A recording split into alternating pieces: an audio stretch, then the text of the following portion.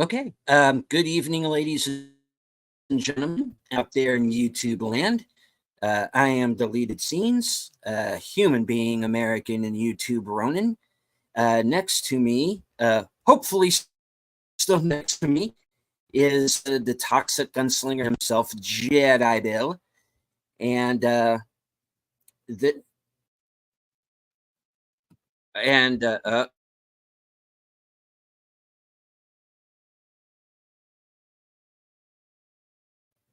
all right, I had a tab open. My bad. All right. This is a special Friday edition of Action Theater, our month long salute to the troops.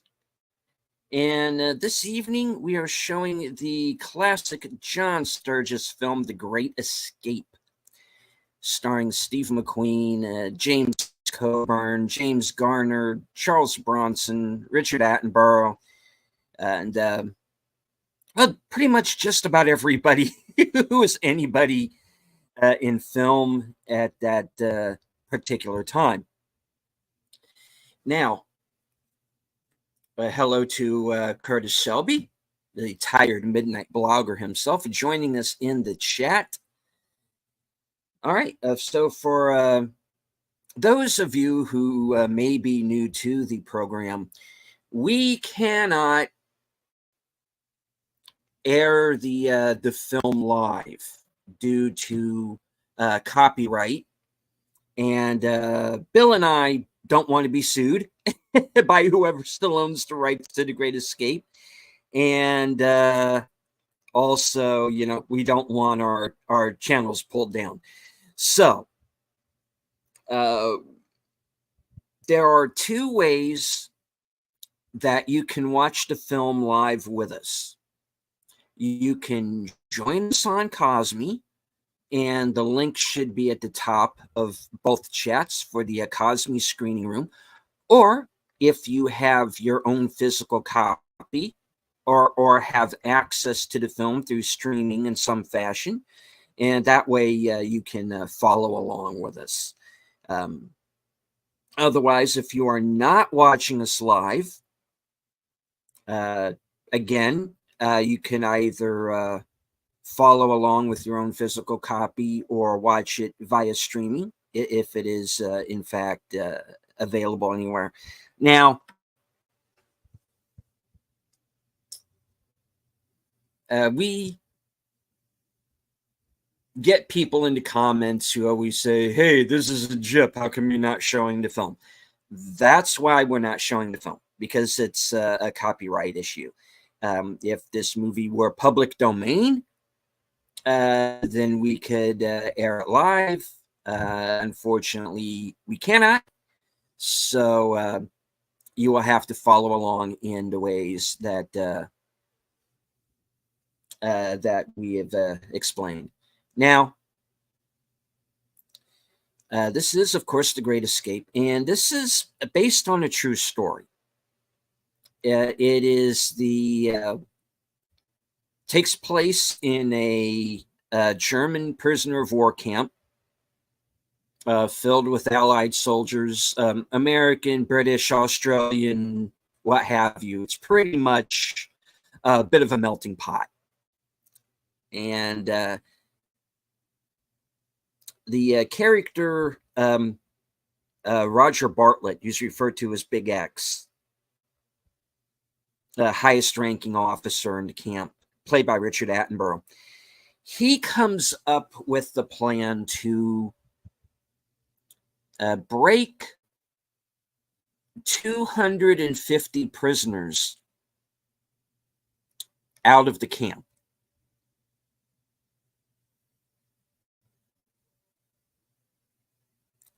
By tunneling, using a series of tunnels, actually, to dig their way out under the wire, hundreds of feet away from the camp, to a wooded area that's a blind spot that the Germans can't see. And basically everything goes from there. And you find out that a number of characters have kind of their specialties, you know. Steve McQueen's character is this sort of infamous prison camp absconder. You know, all the Germans are wary of him. They all know about him. You know, he's constantly breaking out of these camps. You know,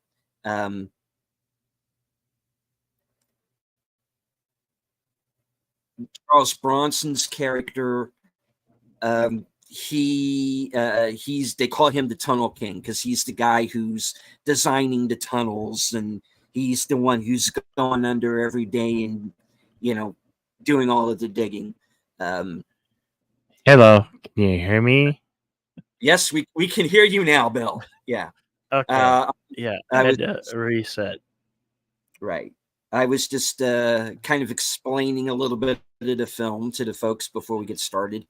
And like I was saying, all of the characters kind of have their specialty. You know, one of them is a forger. You know, one of them scrounges equipment. You know, everybody kind of has their little job in this, you know, would be Prison Break, and that's part of the fun watching the movies, seeing them kind of go through the motions. But the one thing that Bill and I do want people to remember is this was based on a true story. The character Stephen McQueen plays in this movie was a real guy. Um, this is obviously a somewhat fictionalized version, but he is based on a real guy. A number of the characters are. So, yeah, this is one of my personal all-time favorite movies. I watch it every chance I can get.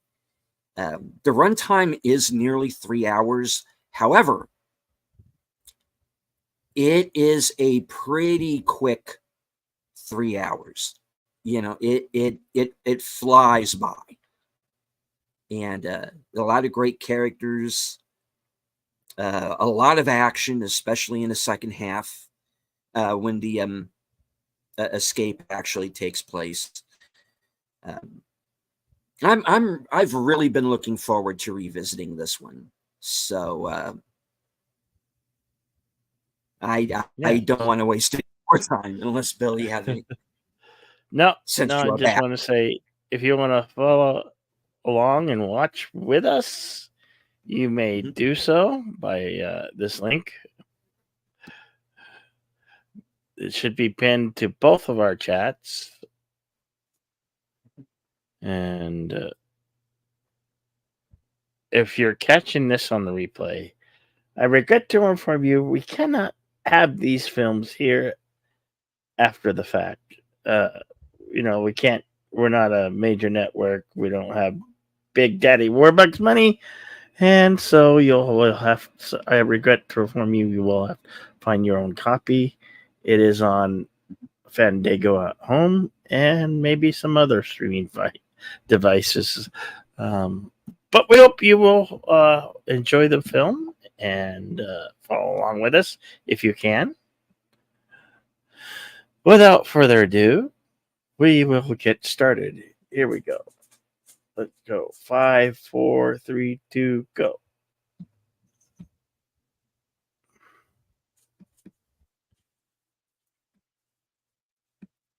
I do want to say hello. Joining us in the chat, Emoji Queen, Lady Mist. And Faithful Blue Wrench, the Bird Woman of YouTube, and channel member Connie Cleary. Hello, Connie. Always good to see you, Lady Mist.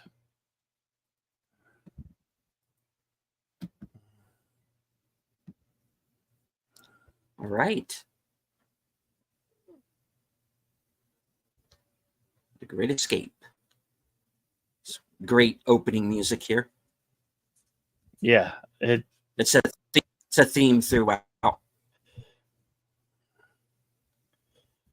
Charles Bronson and So many good names in this film.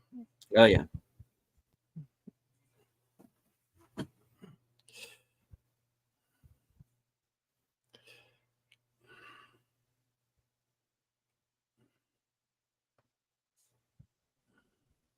And welcome West Kegel.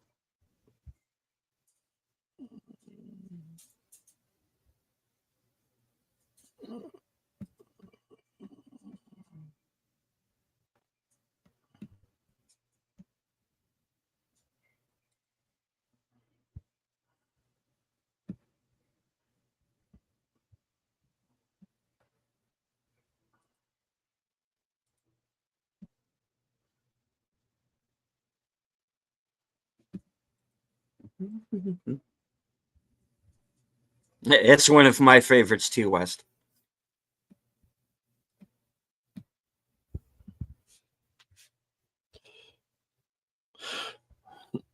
Always good to see you, Wes Kegel.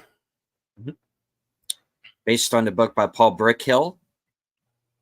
Screenplay by W.R. Burnett and James Clavell. And if that name sounds familiar, of course, James Clavell is the author of Shogun.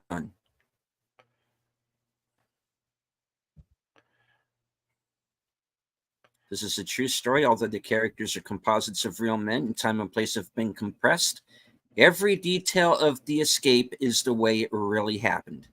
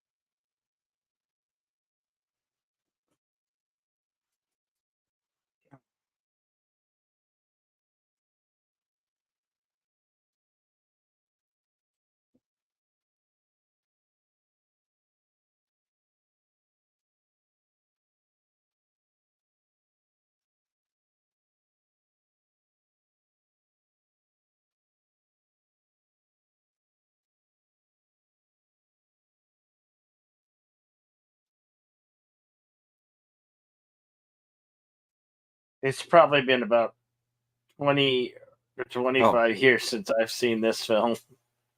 Yeah. I just said all of that and I was muted. I'm sorry. Okay. All right. Let me go back to what I was saying. Now, the depiction of the Germans in this film is pretty interesting. They're not all depicted to be necessarily evil men. There's shades of gray to them, and we're going to get to that when we get to those scenes.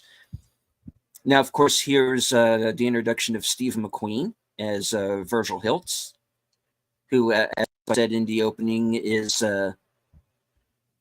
based on a real life man. Of course, there's James Garner. And this is a new camp that's supposed to be escape proof. And the thing that's interesting is that the Germans have taken all of these guys who are, like I said, kind of famous among the Germans for escaping, you know, and yeah, it's kind of like they say in Inglourious Bastards, putting all of the eggs in one basket.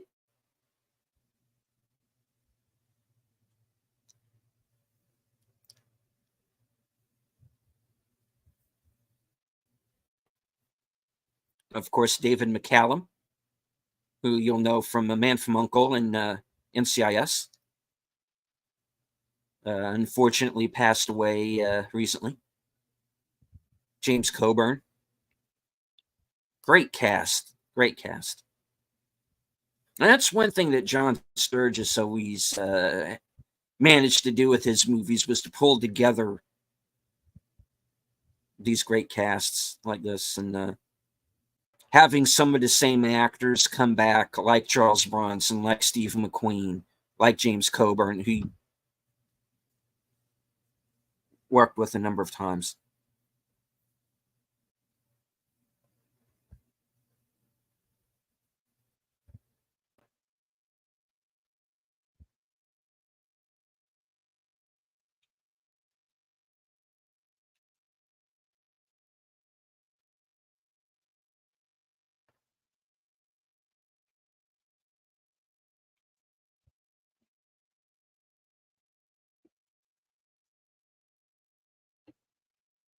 Mhm. And at this point in time, Squadron Leader Ramsey is the highest ranking officer because, of course, as they said, at this point, they don't know where Bartlett is.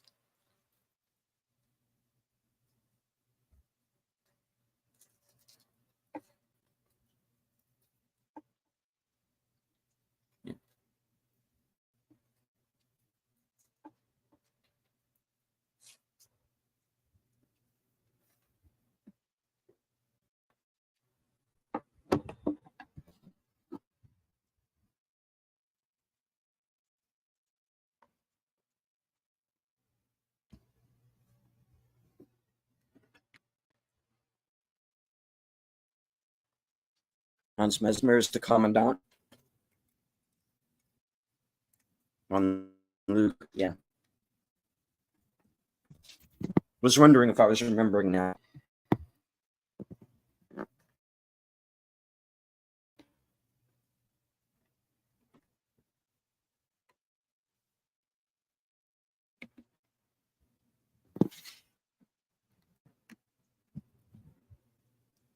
For those watching on Rumble, I just put the link in the chat over there if you want to join us and watch along and add any comments you wish about the film.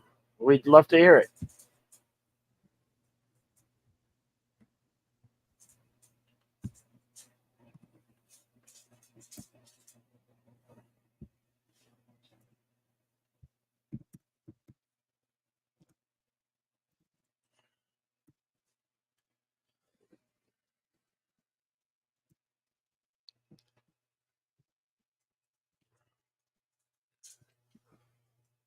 Hmm.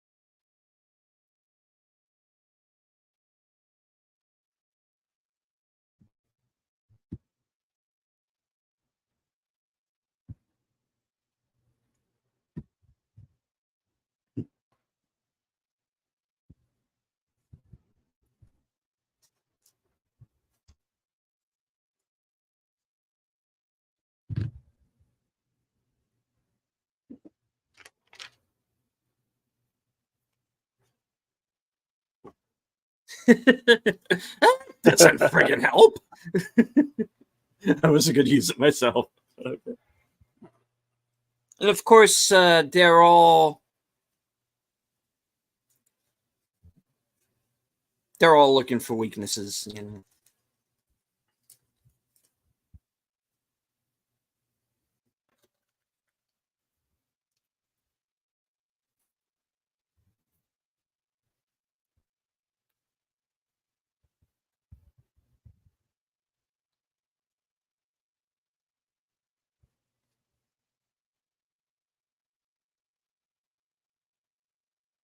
Damn it! So close.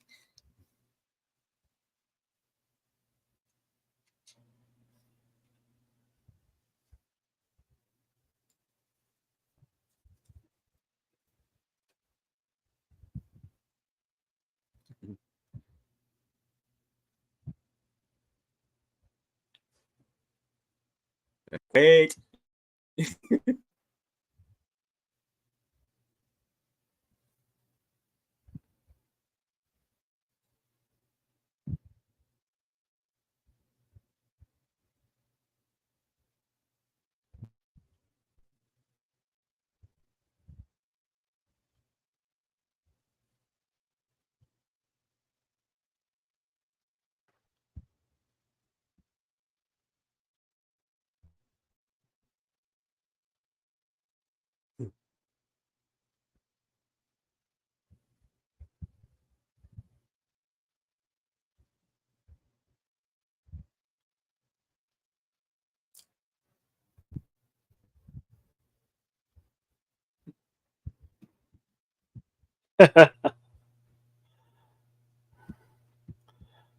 Well, sure beats being stabbed with a pitchfork.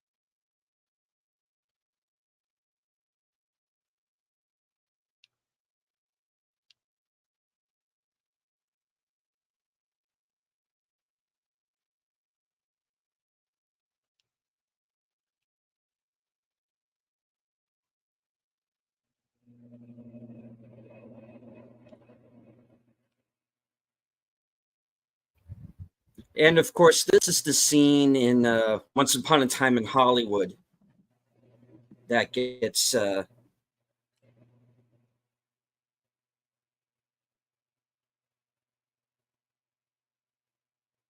see when he's asked if he was up for the part in Great Escape.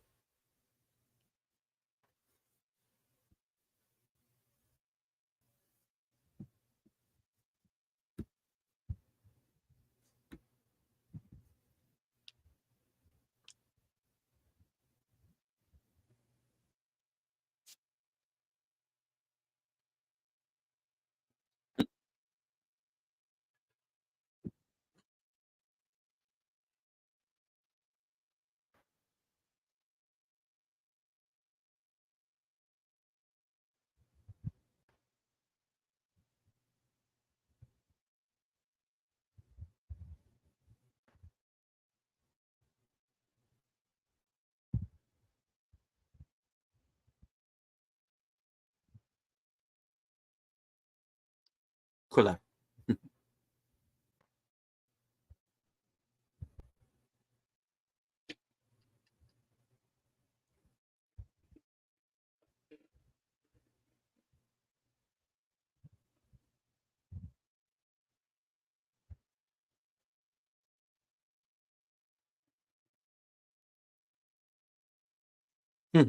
He's like, what else is new?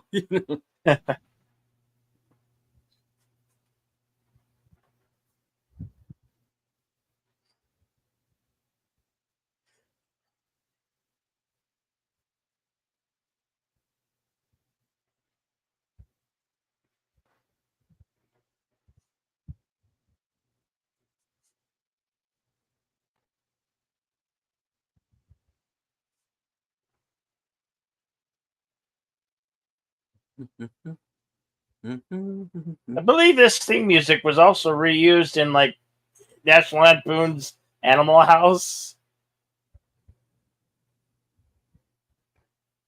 I think I've heard it reused in a few films. Oh, I'm sure it has. That's the keys.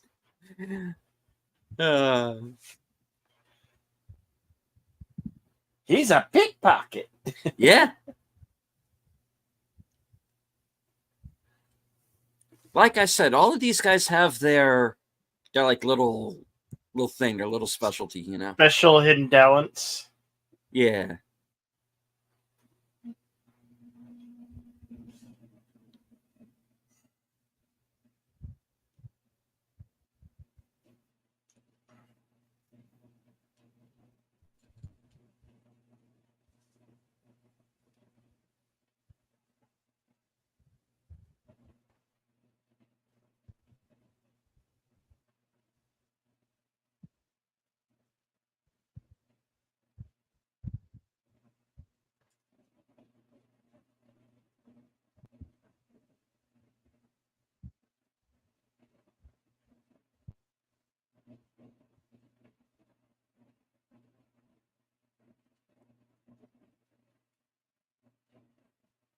You ever see an animated movie called Chicken Run?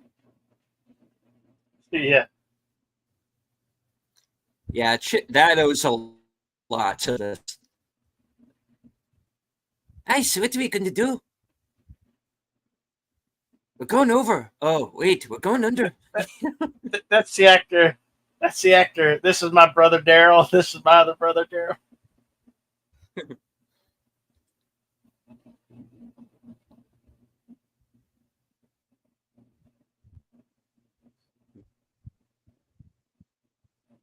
Where did you say you were from again? The land of the free and home of the brave. Scotland.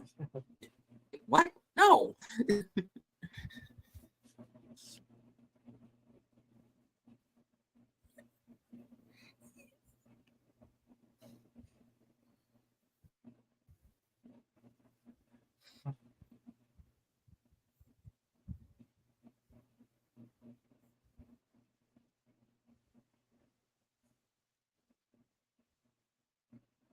None of them in this movie.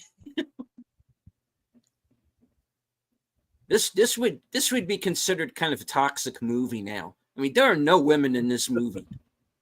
Like nowhere.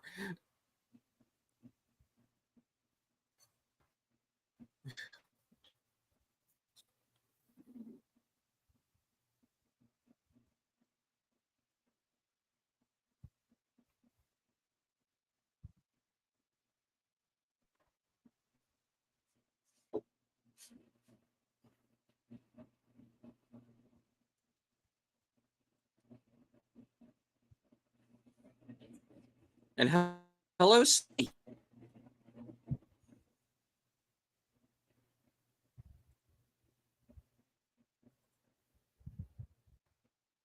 We are, if I'm synced up correct, 26 minutes, 8, 9, 10 seconds into the film. Yeah.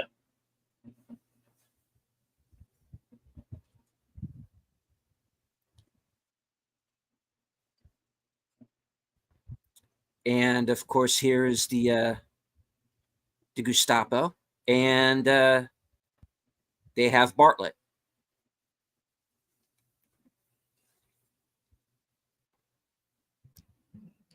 Big X in the house. Richard Attenborough.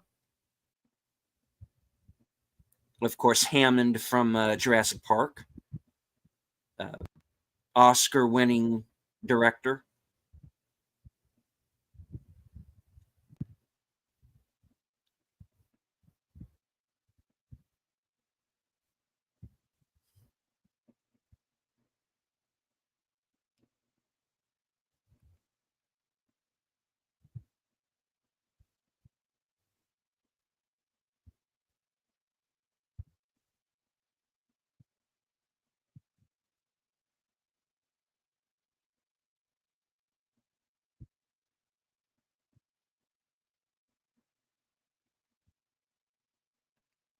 Hmm.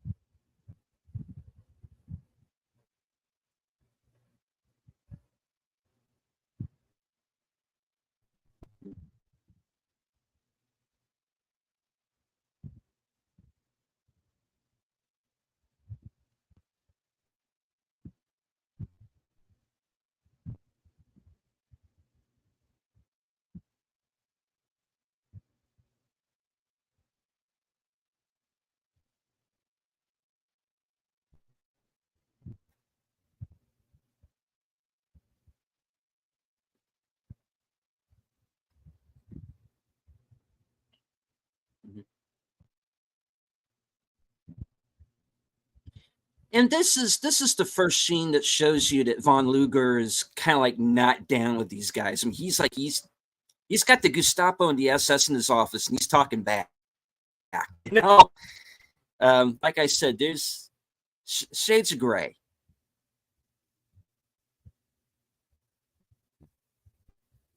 You know, he's Luftwaffe first. You know, interesting portrayal.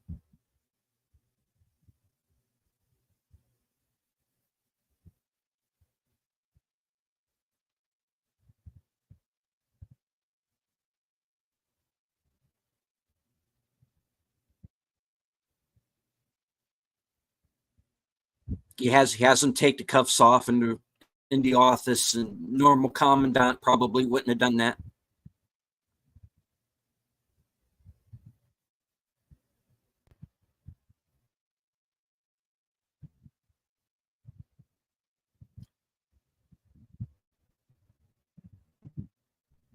And of course, Gibbs and the team will be there to retrieve Ducky. Okay. What do you mean, no? Damn it! Okay.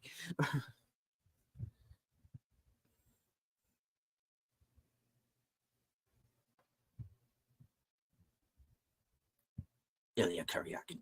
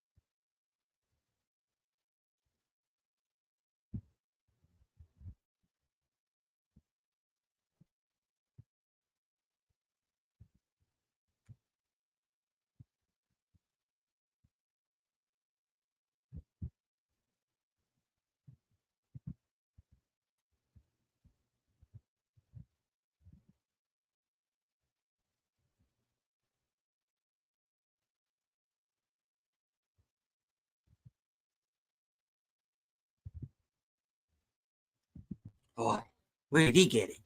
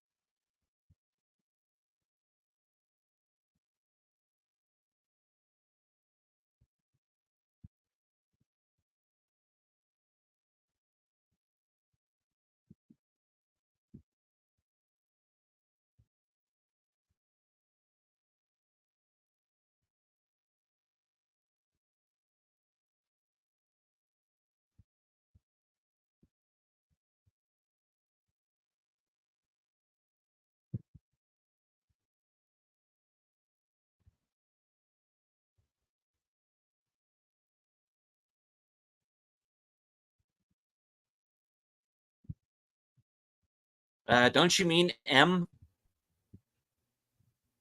He would have made a good M.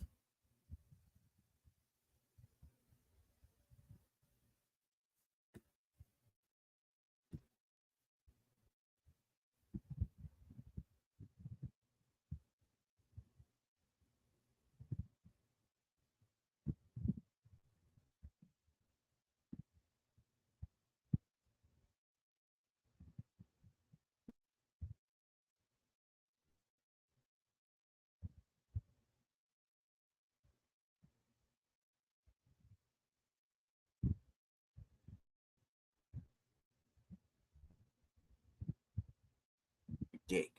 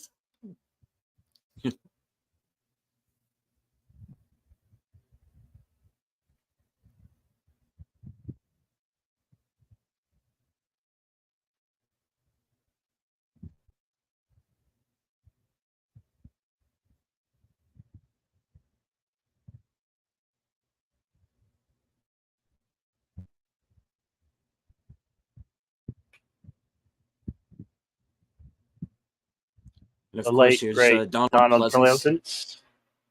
Yeah.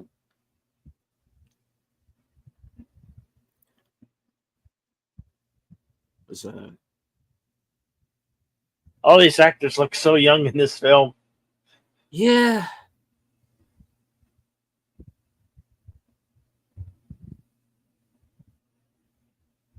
Because Halloween wasn't for what, another 10 years after this? Yeah, yeah. Not more?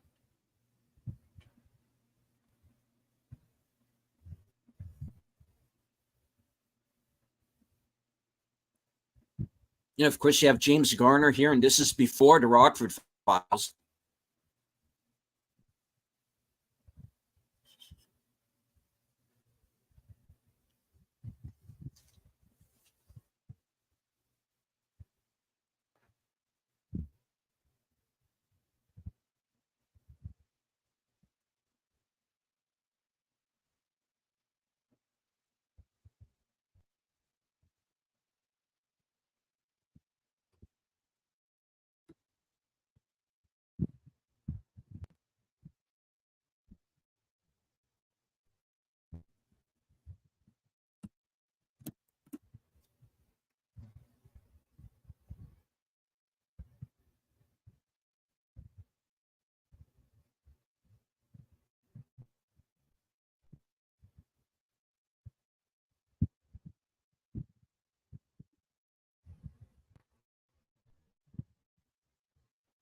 Now, this is actually pretty cool. This is one of those movies where they kind of like team up actors you wouldn't necessarily ordinarily think of. Like they kind of put James Garner and Donald Pleasance together here, and it's almost like a buddy cop movie before it's over.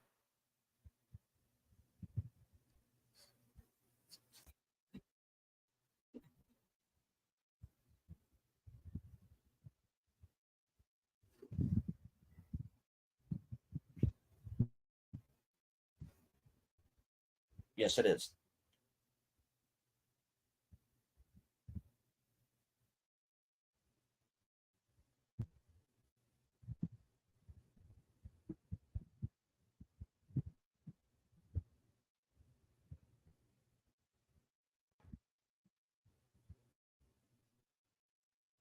Yeah.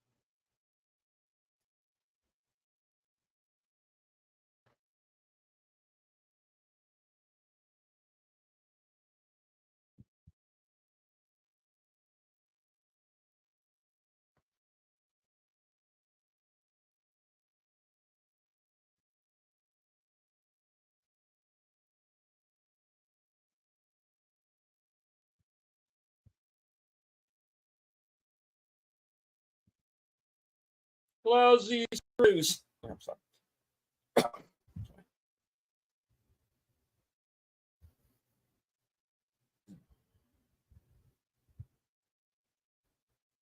Yeah.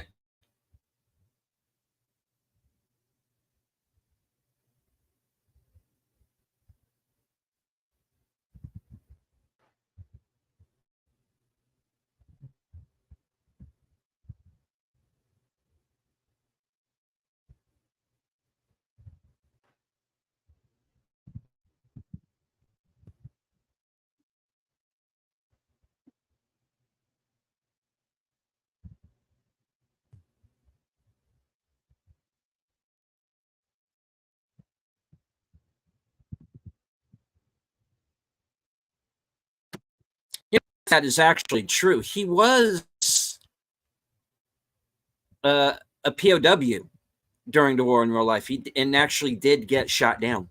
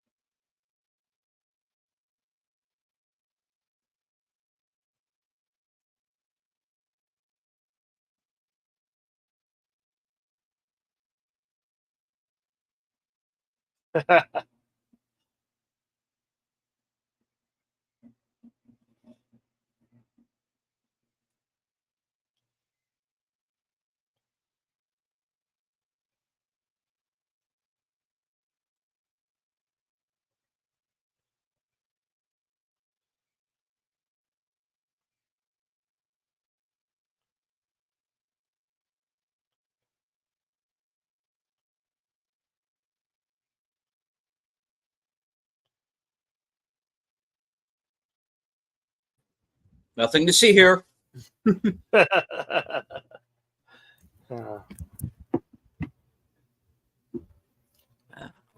While we do have a moment, I do want to acknowledge that our pal Gary Kissel from Pop Culture Minefield is celebrating his 60th birthday today. Wow. So if you give him a chance, if you follow his channel or follow him on Twitter, please take the time later to pass along birthday wishes to him.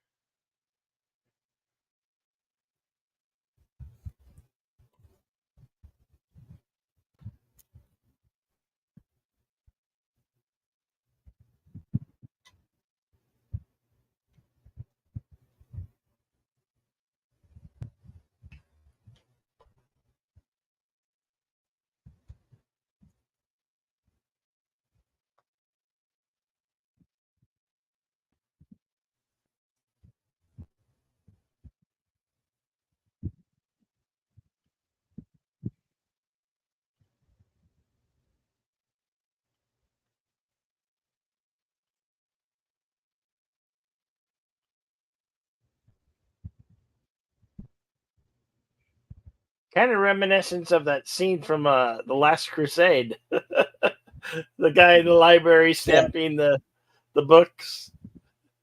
Yeah.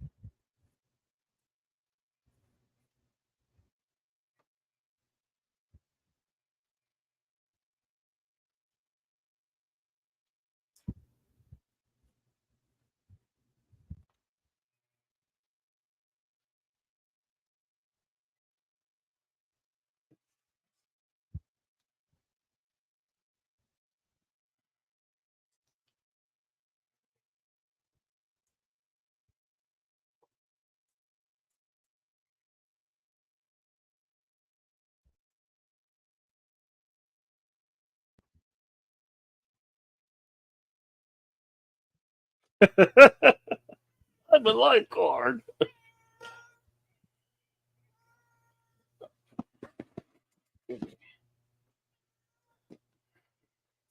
Yeah.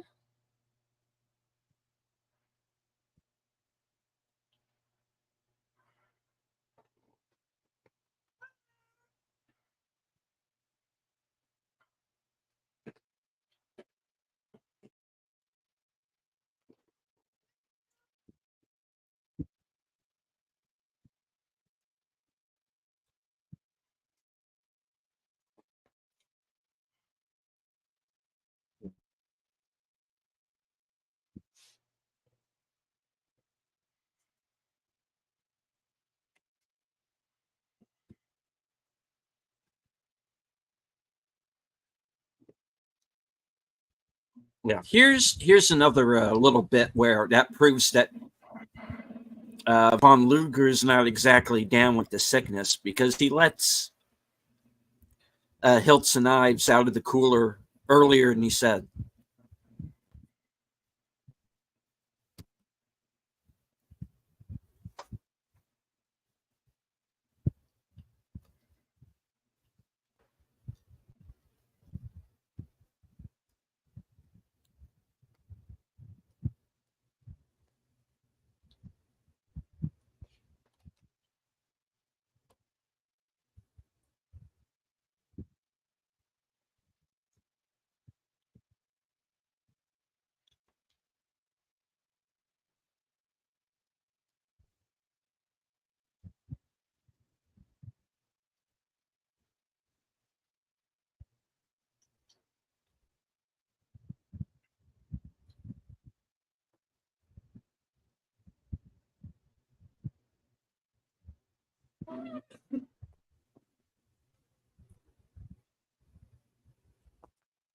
It's so crazy, it just might work.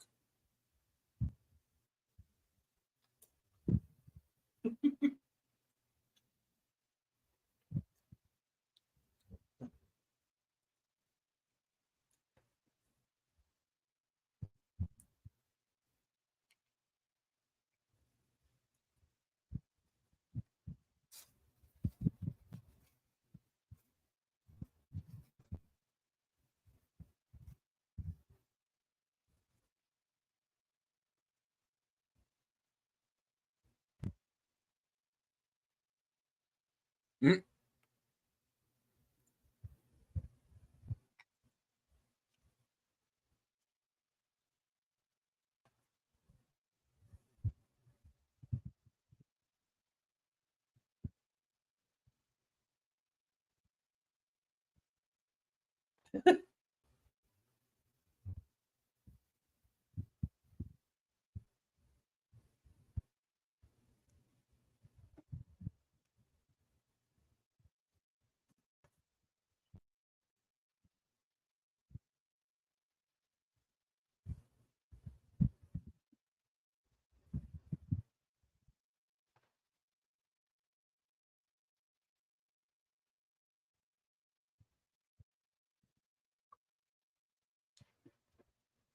In the immortal words of Alucard, it did not work.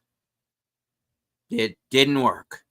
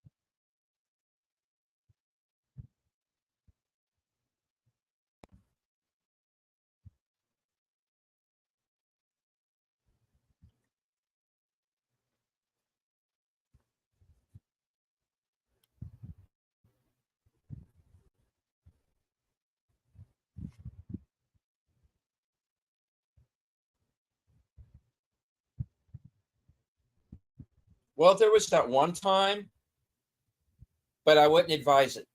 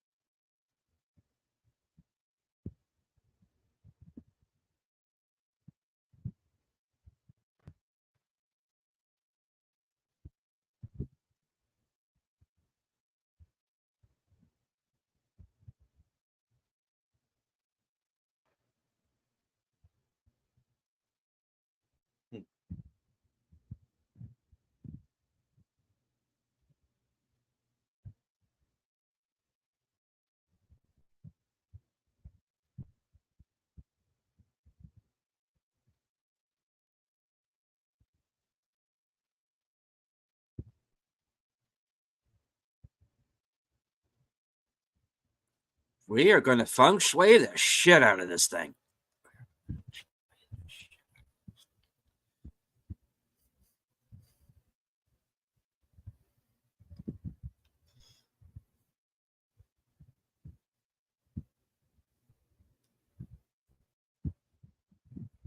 I have the timestamp at 53 minutes, 40 seconds.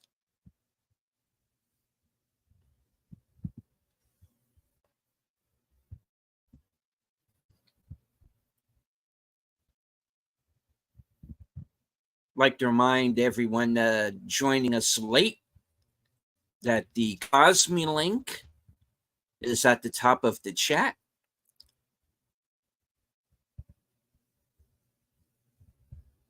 You can join us there or sync along with your own personal copy. Indeed.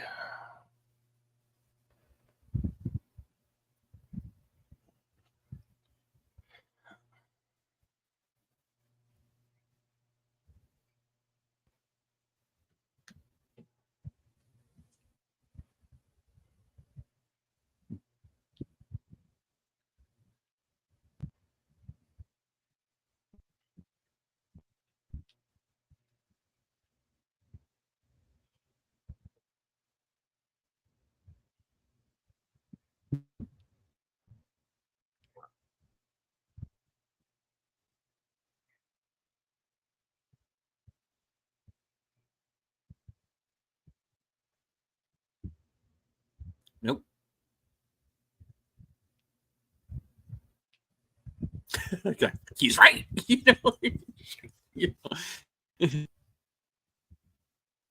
I cannot debate. We are in agreement. We should move on. Okay.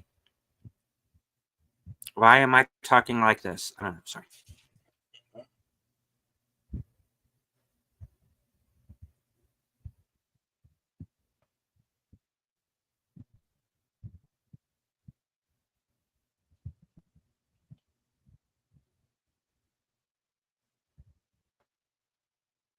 We are not attempting to escape. We are not.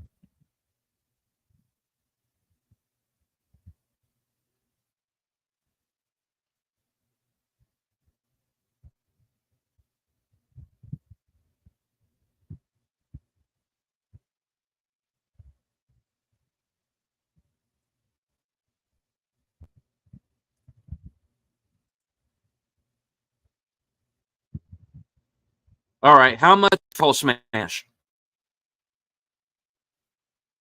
Just curious.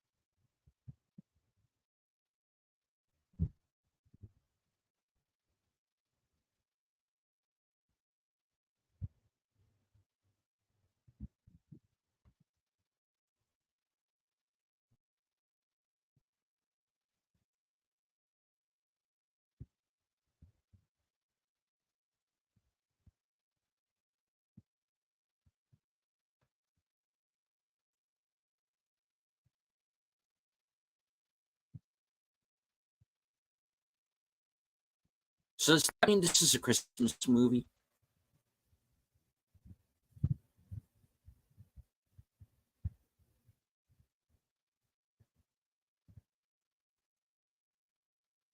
Where did you get that?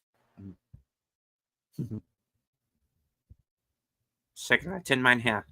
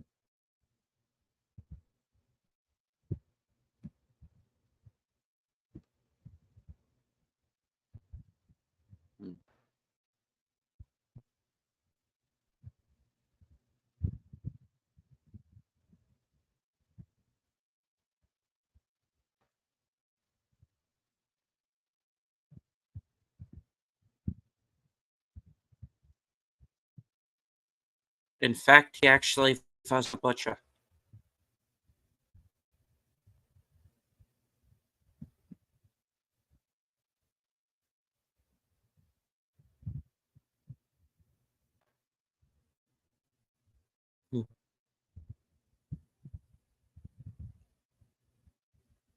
Terrible, terrible.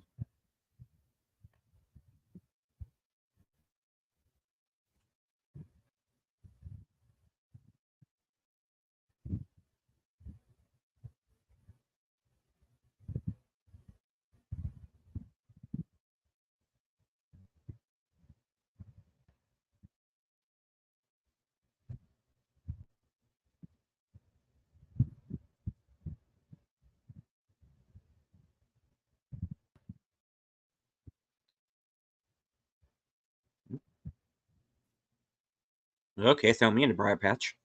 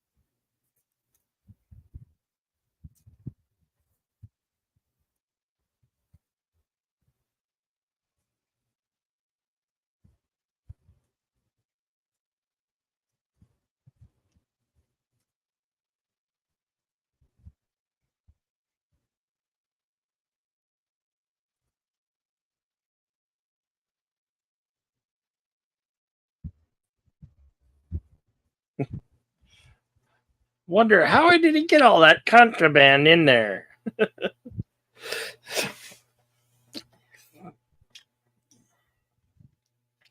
He's very sneaky.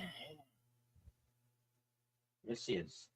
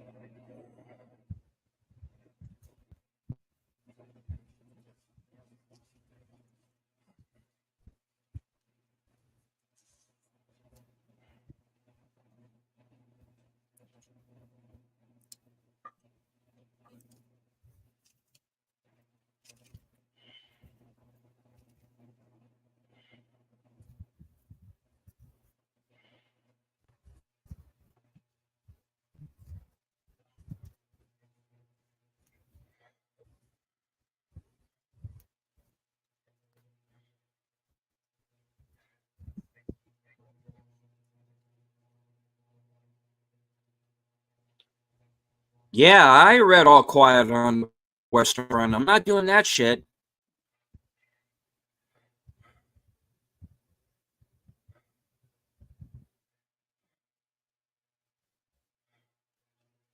Not just a scrounge, use a pickpocket too. Yeah.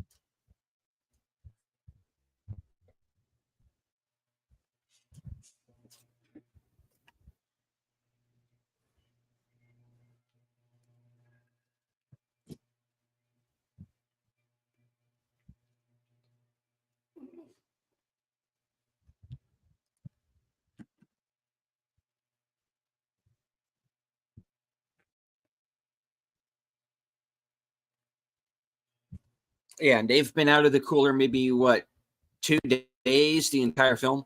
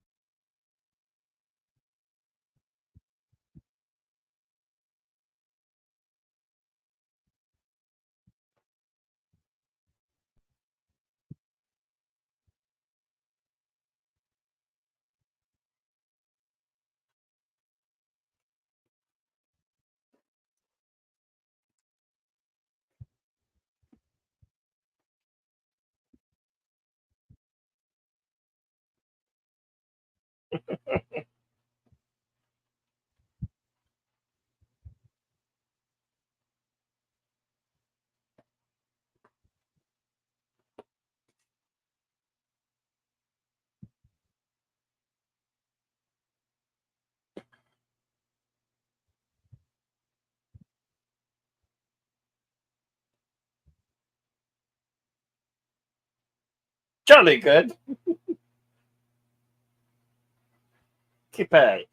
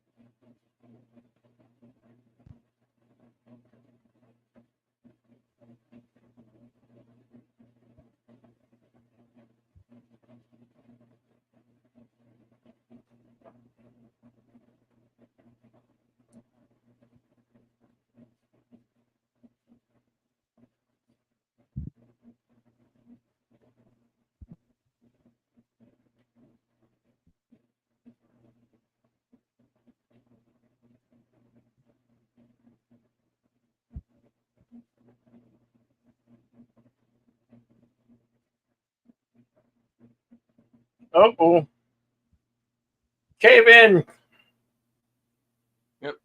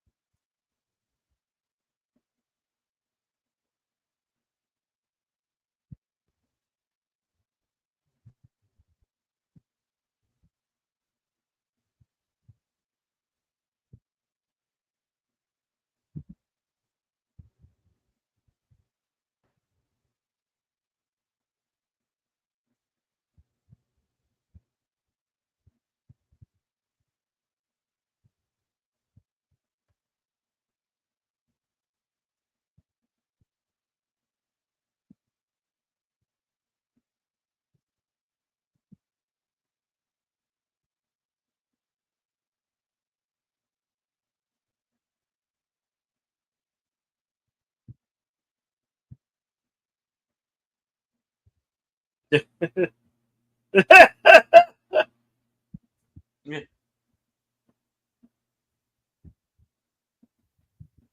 Right.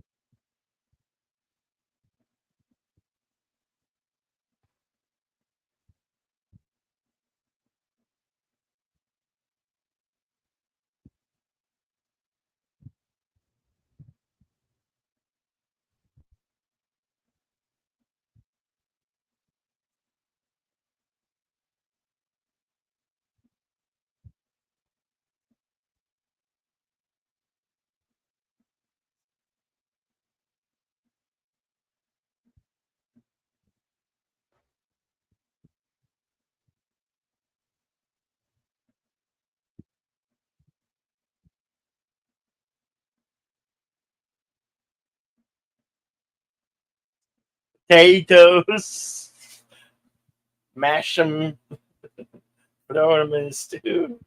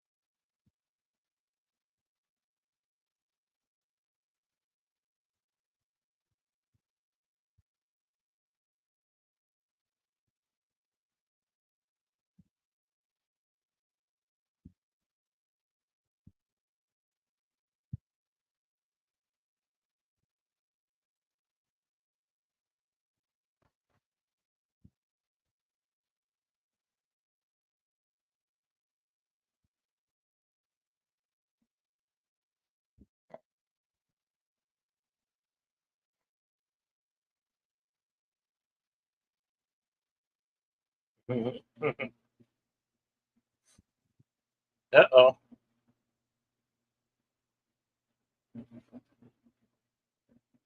Let's see this.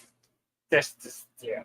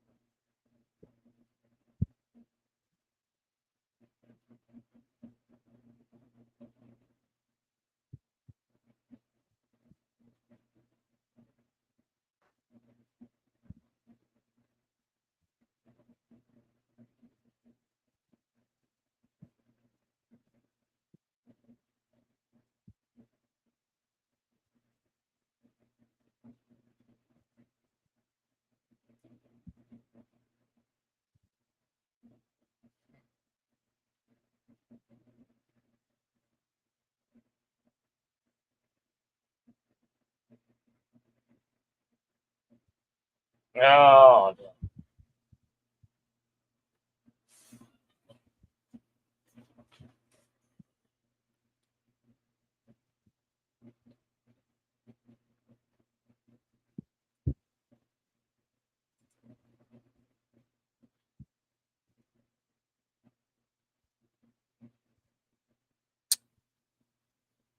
damn it.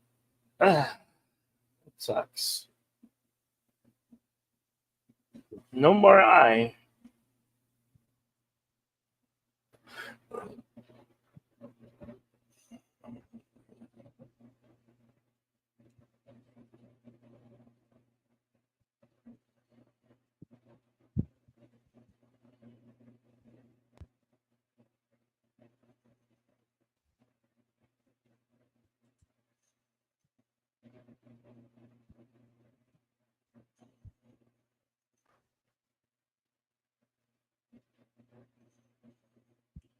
Our timestamp is 1:31:04.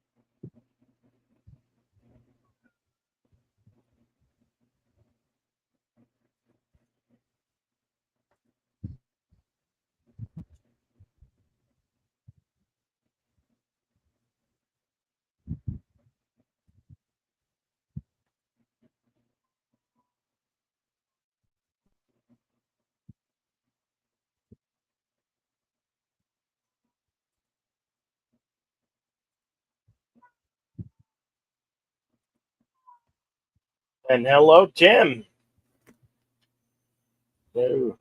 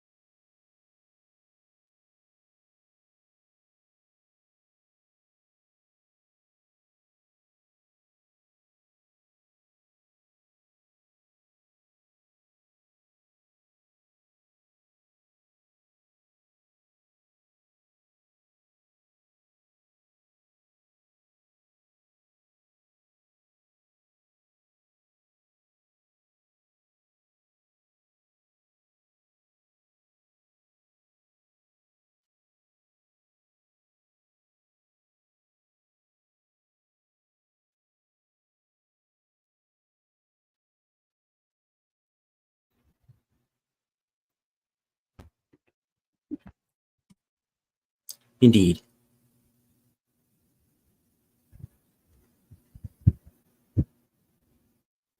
Meanwhile,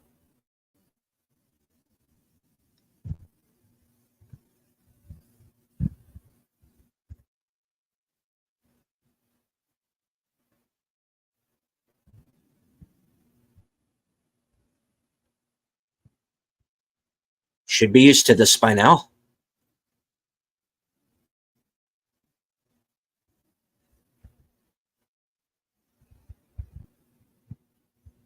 The timestamp at 1:45:10.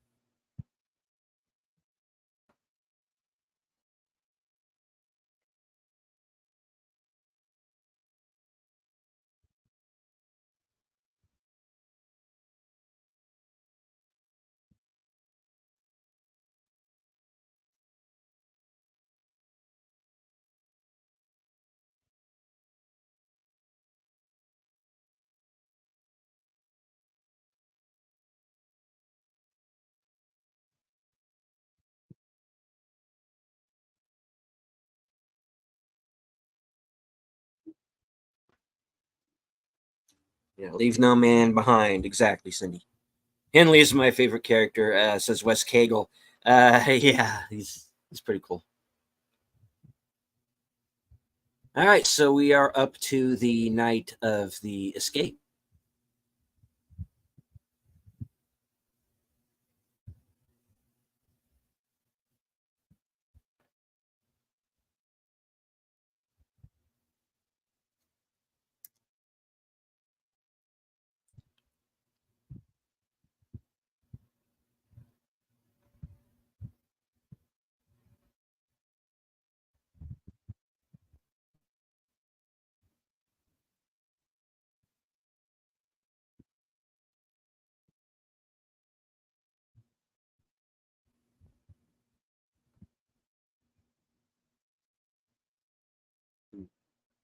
I'm surprised he's not checking the bunks every time he goes up there. Yeah.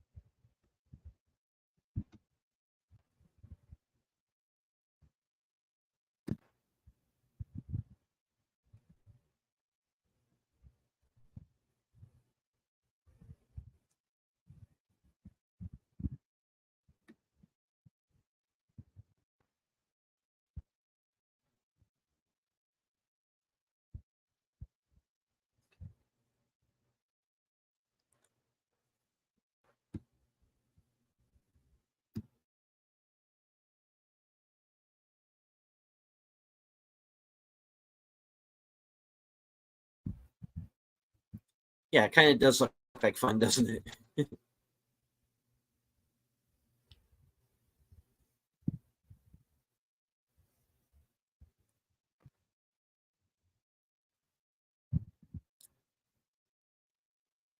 And whoops.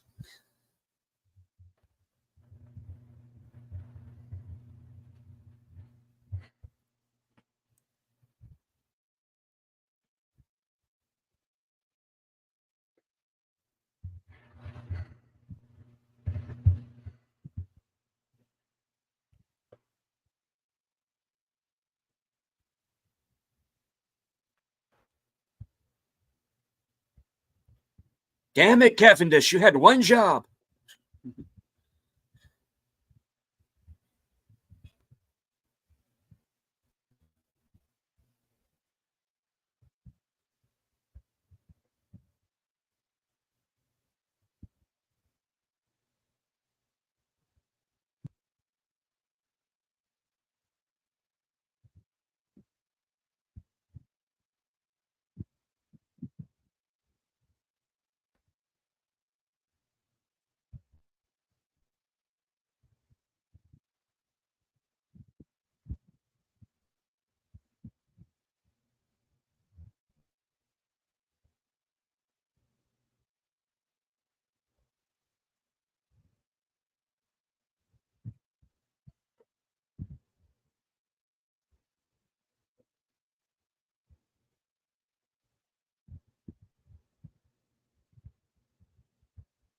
Damn it, do it!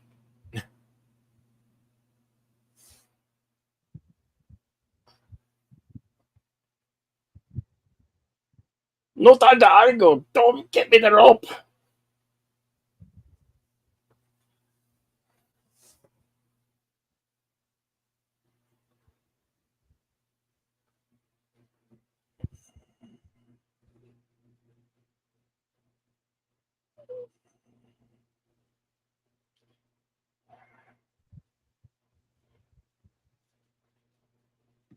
This was, of course, Richard Attenborough's audition as the gopher in Caddyshack.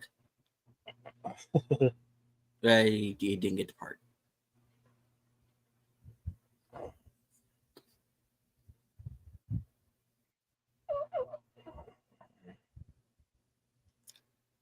Not very many people are aware that the gopher in Caddyshack was in fact a Shakespearean trained actor.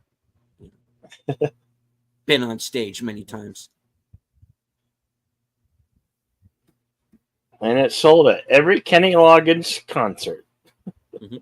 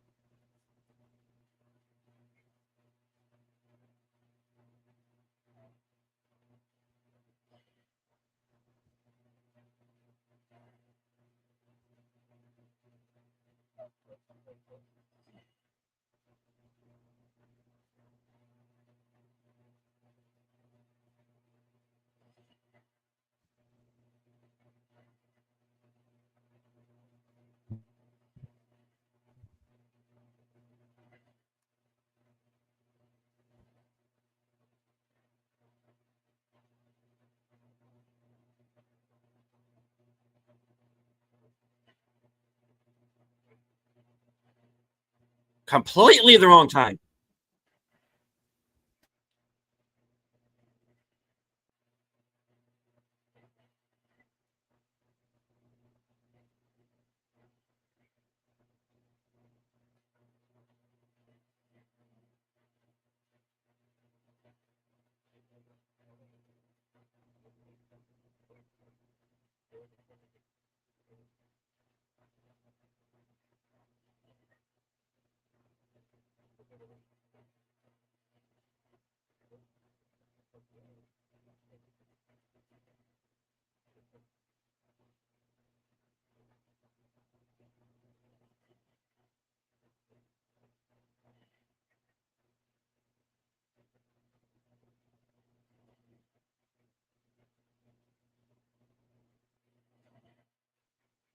Move your ass, man.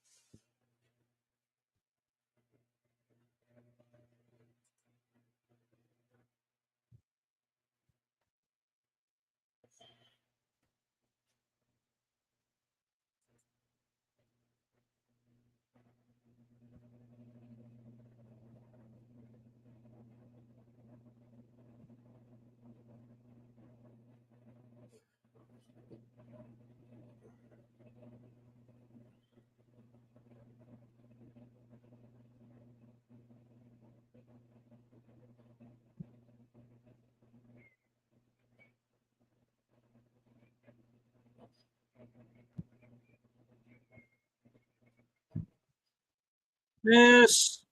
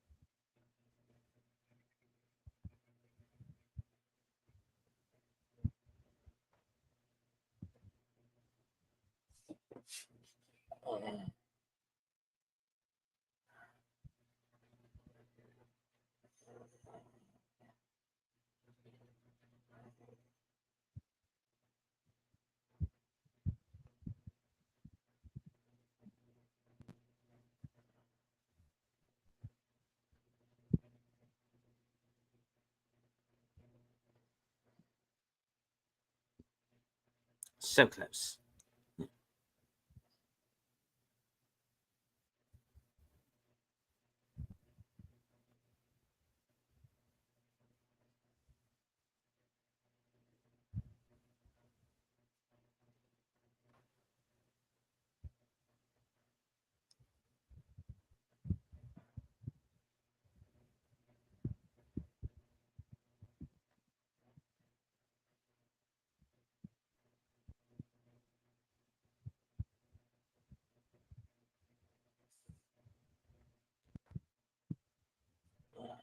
Mm.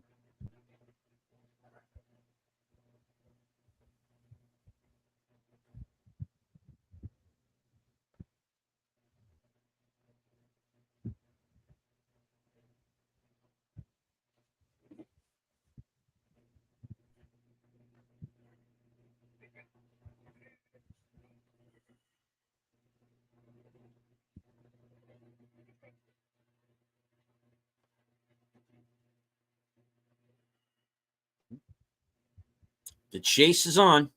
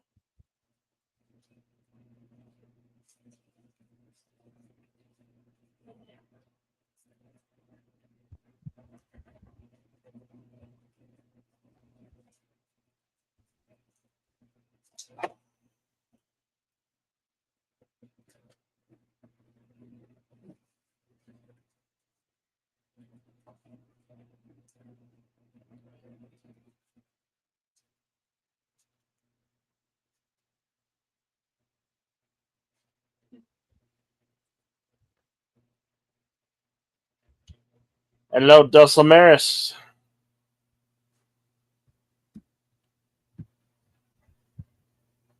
Hello, Dulcimerist.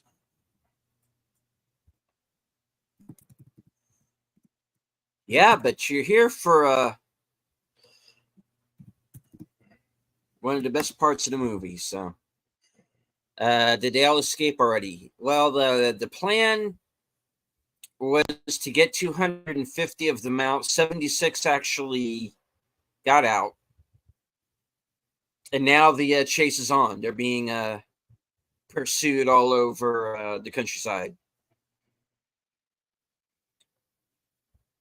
Bam!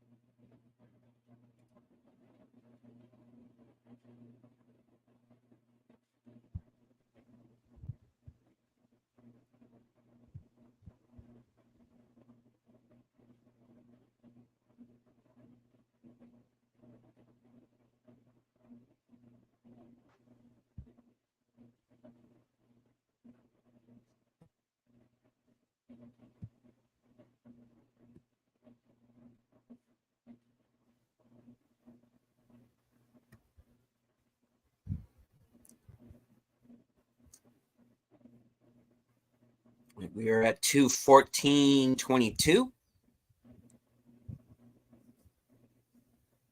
I'd like to remind everybody again that we cannot air this movie live as much as we would have liked to due to copyright restraints.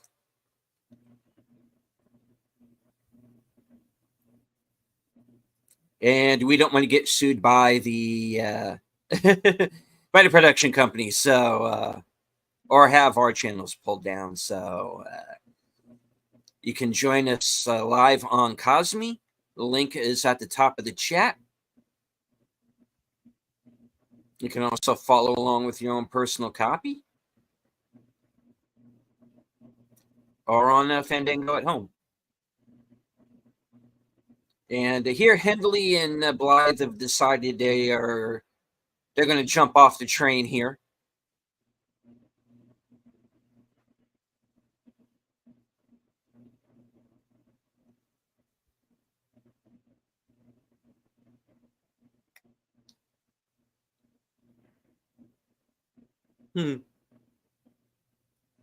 We weren't expecting that part of the plan to work, so we have no further plan.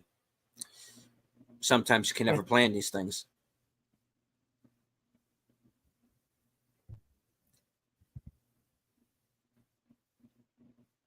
And yeah, of course, here's Sedgwick, who's kind of taken the way I probably would and just bicycle the hell out. You know?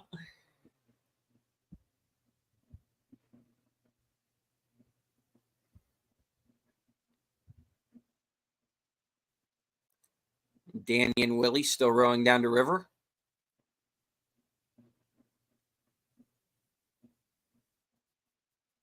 McQueen on a motorcycle.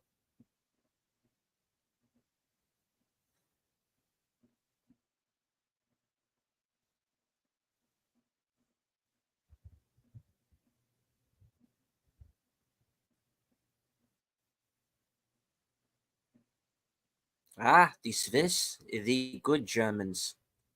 Yeah.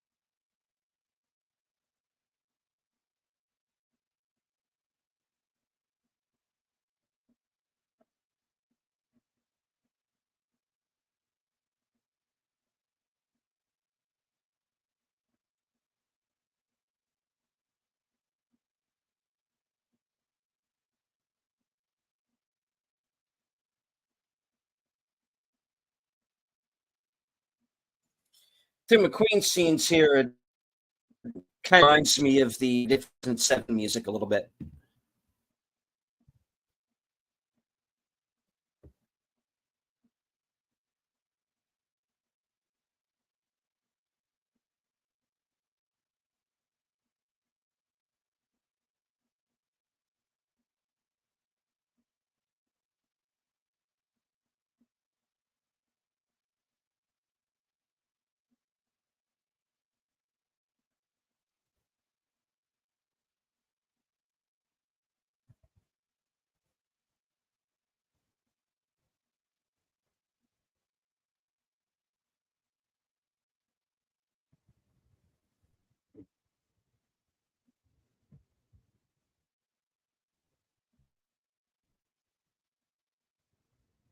Yeah, the music in McQueen scenes remind me of the Magnificent Seven quite a bit.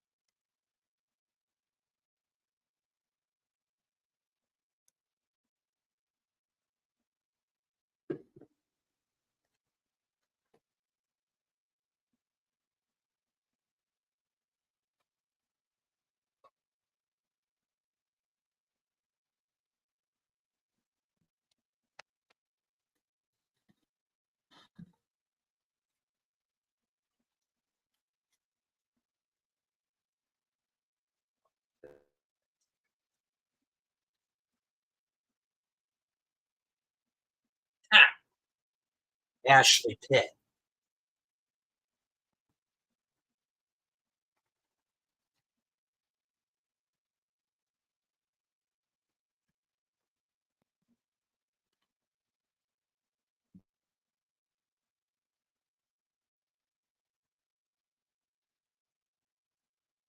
Tucky!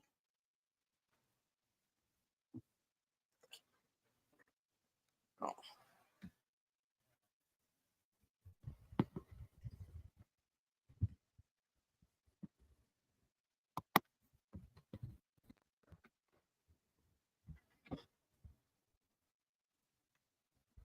yeah.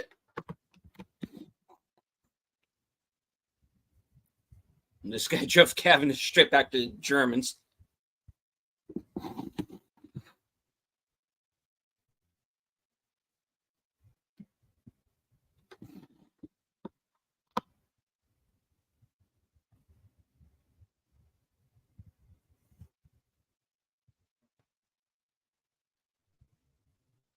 Ate him.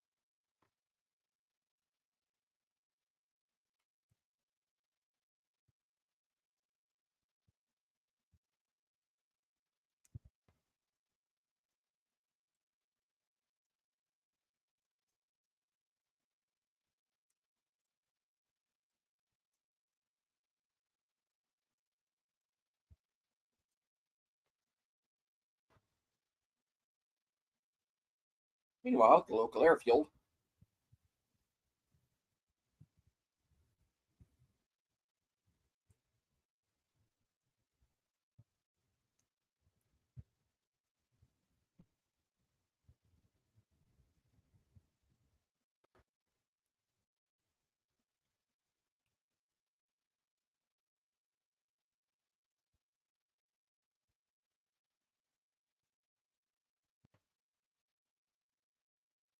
looking for the Puma Man. Yeah.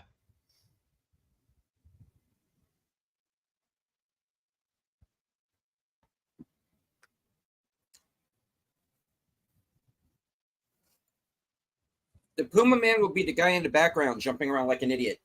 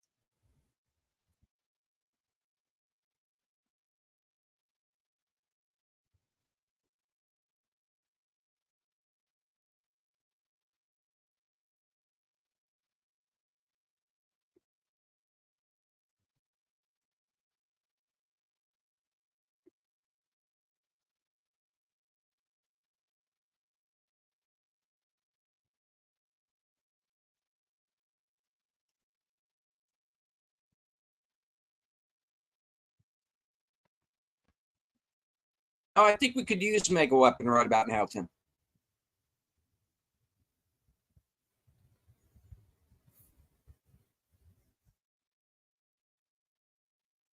So it says these are T6 Texans.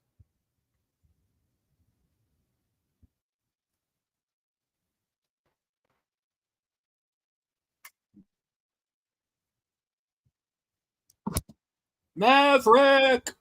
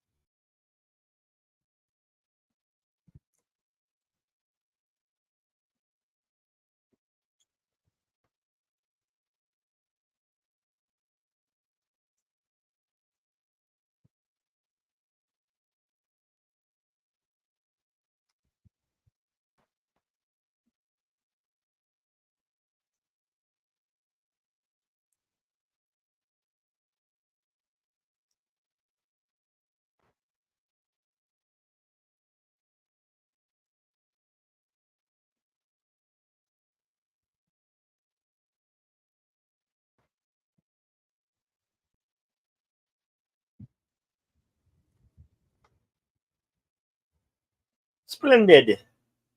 Cheerio.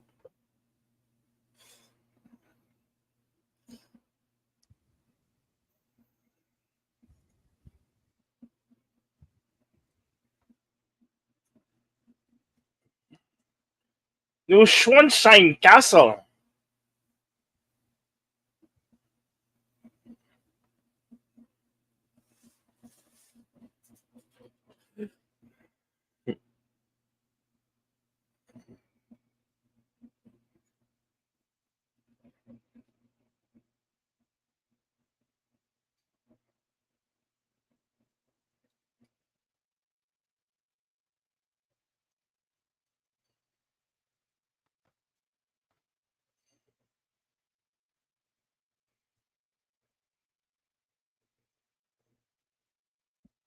Ow.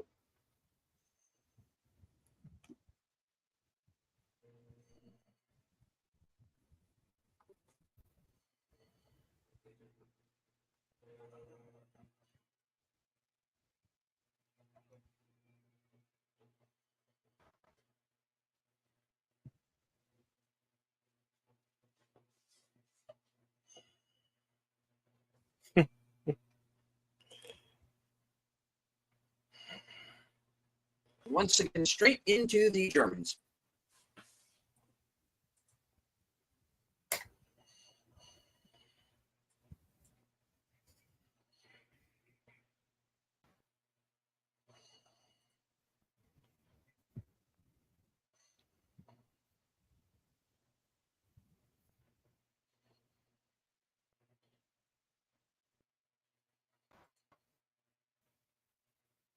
Oh no.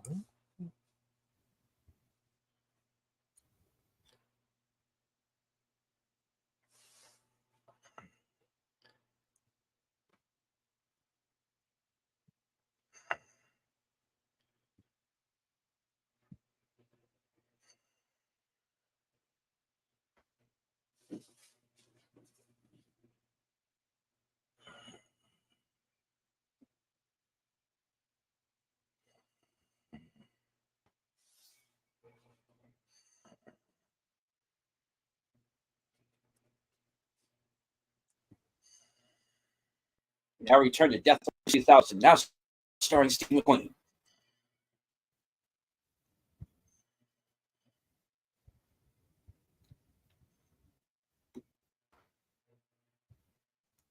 Oh no. Here comes the Yahtzees.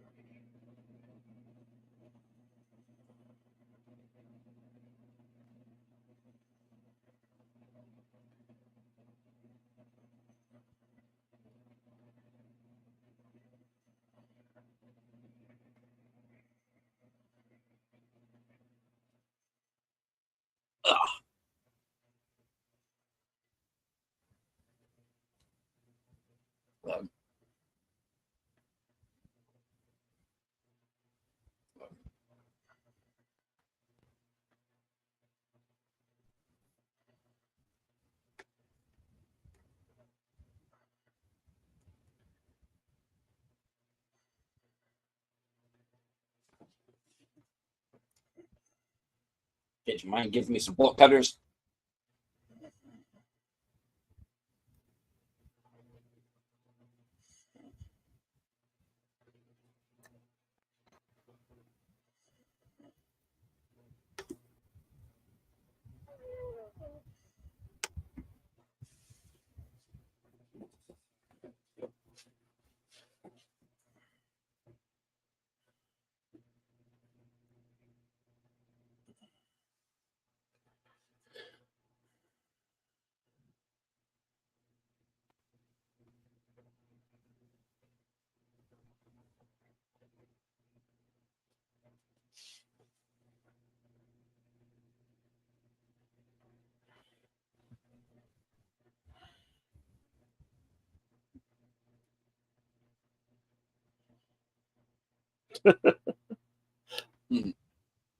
Jerry Lewis is a cameo.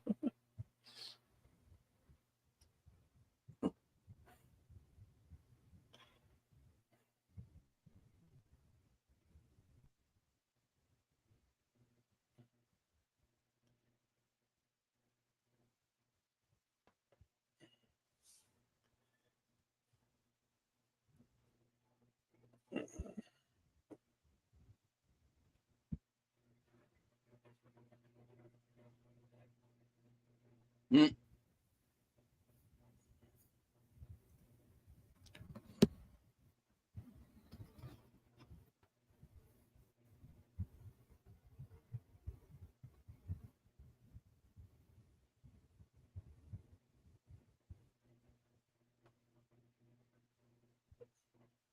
Mhm. How now, brown cow?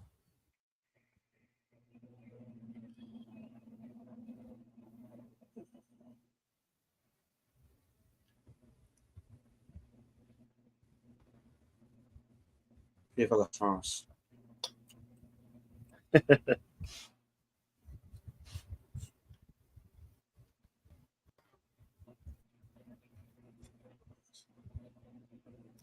Australia.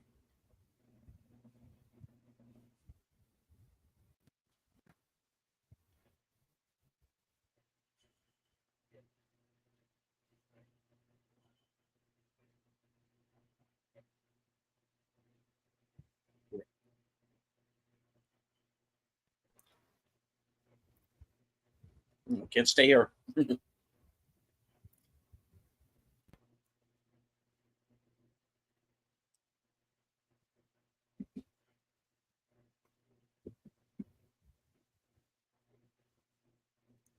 Just another Tuesday.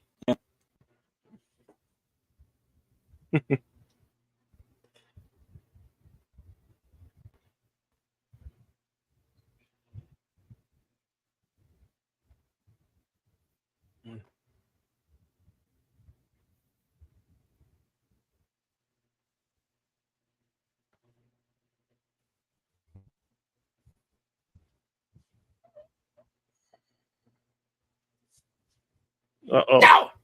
Which is just what he told everybody else not to do, right?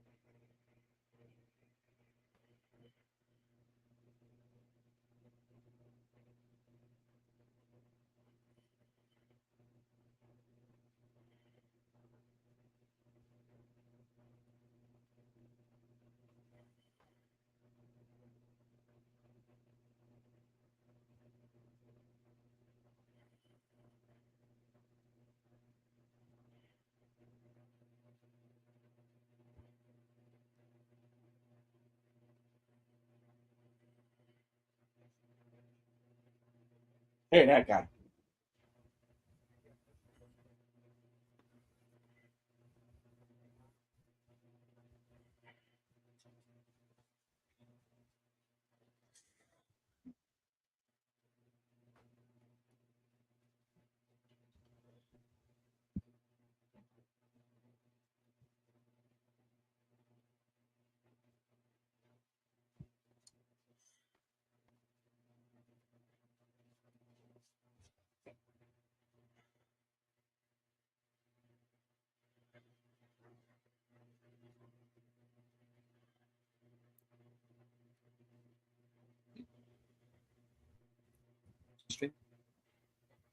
Make sure I have the gloves. Stand like I have a pole at my ass.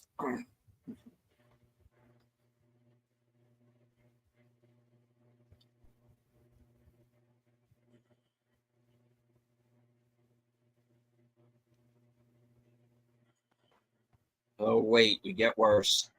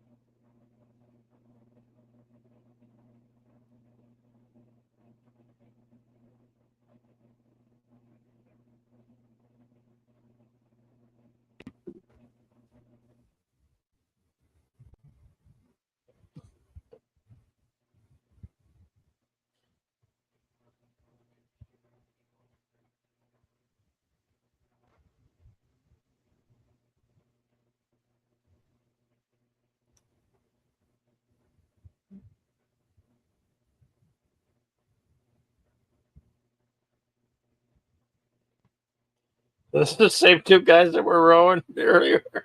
Yep. Yep. Got away without any trouble.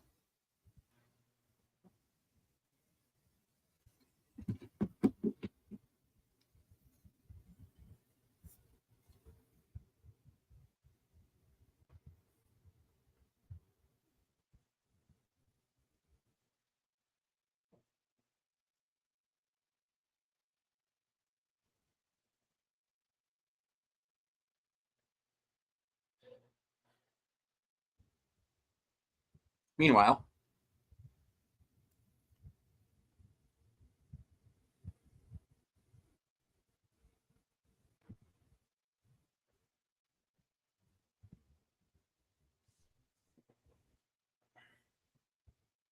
Arrivederci.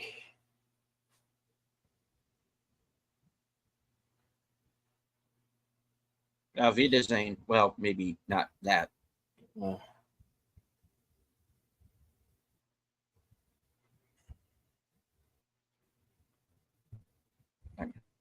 Español.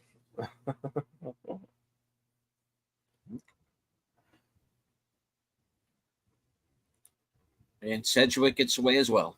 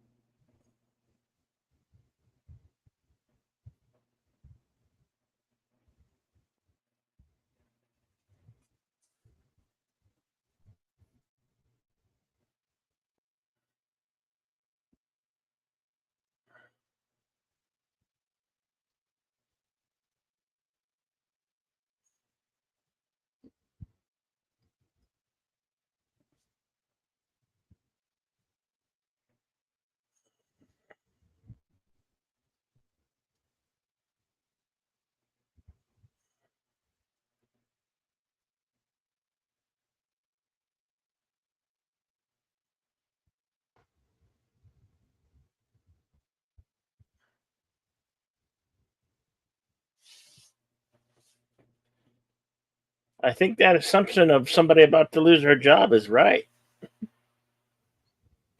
Yeah.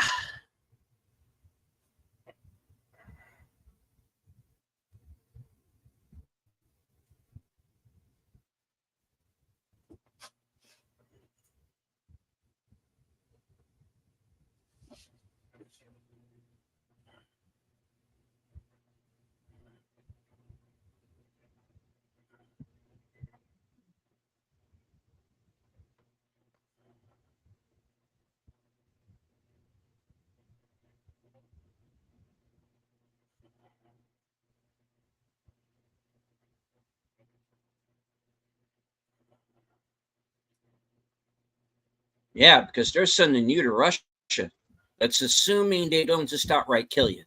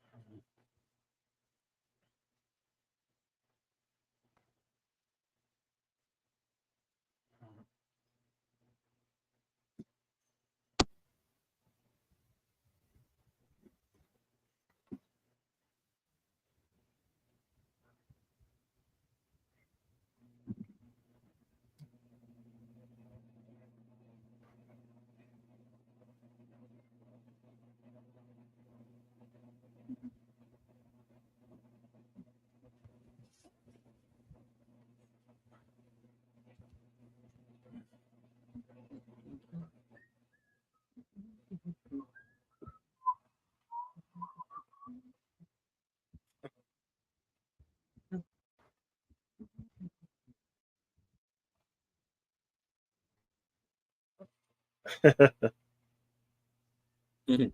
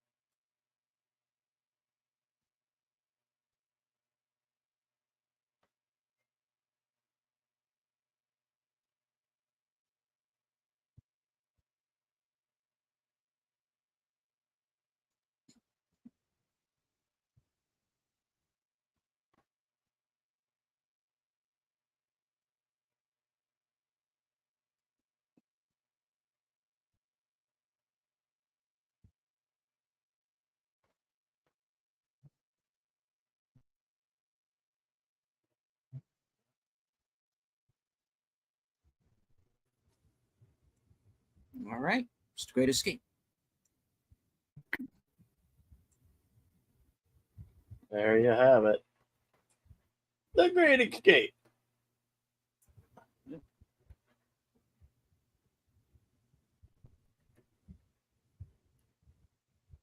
All right, all right, all right.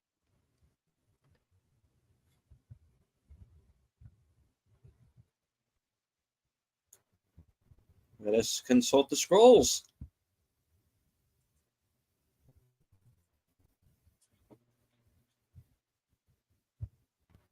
All right. The Great Escape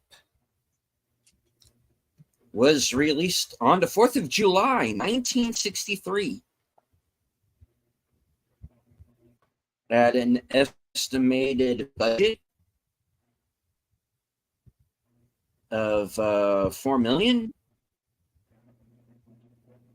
going on to gross. It says here 231K worldwide. That can't be right. I refuse to believe that. You have to adjust it for inflation. Probably, yeah.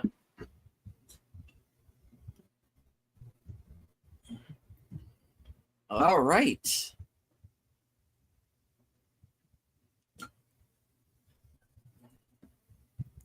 Nominated for Best Film Editing at the Academy Awards.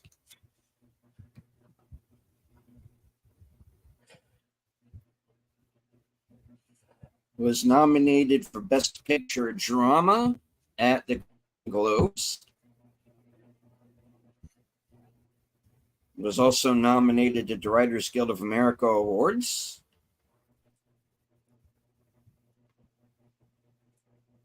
Was considered one of the top 10 best films by the National Board of Review. At the Moscow International Film Festival, Steve McQueen won Best Actor. John Sturges was nominated for Best Picture and Director. The Laurel Awards, it won Best Picture. Second place for a top action performance for Steve McQueen. Nominated Golden Laurel Top Action Performance James Garner, fourth place, and was runner-up for Best Drama.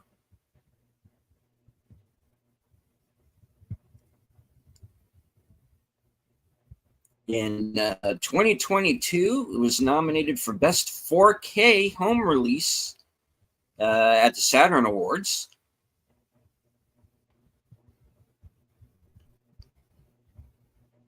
The Online Film and Television Association, the OFTA Hall of Fame Motion Picture, the DVD Exclusive Awards, nominated for Best Overall DVD for a Classic Film and Best Audio Commentary.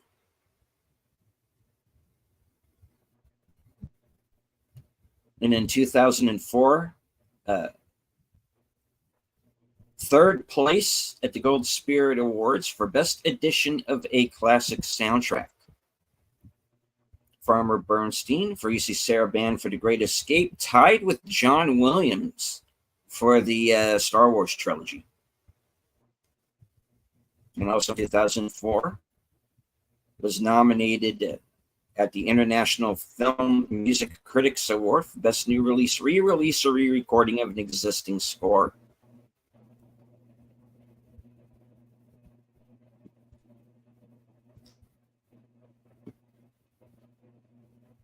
Filming locations included Bavaria, Germany,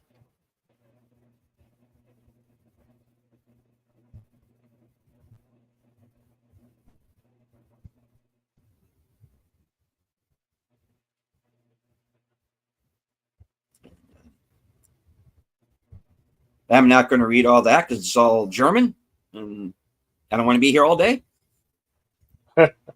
So moving on to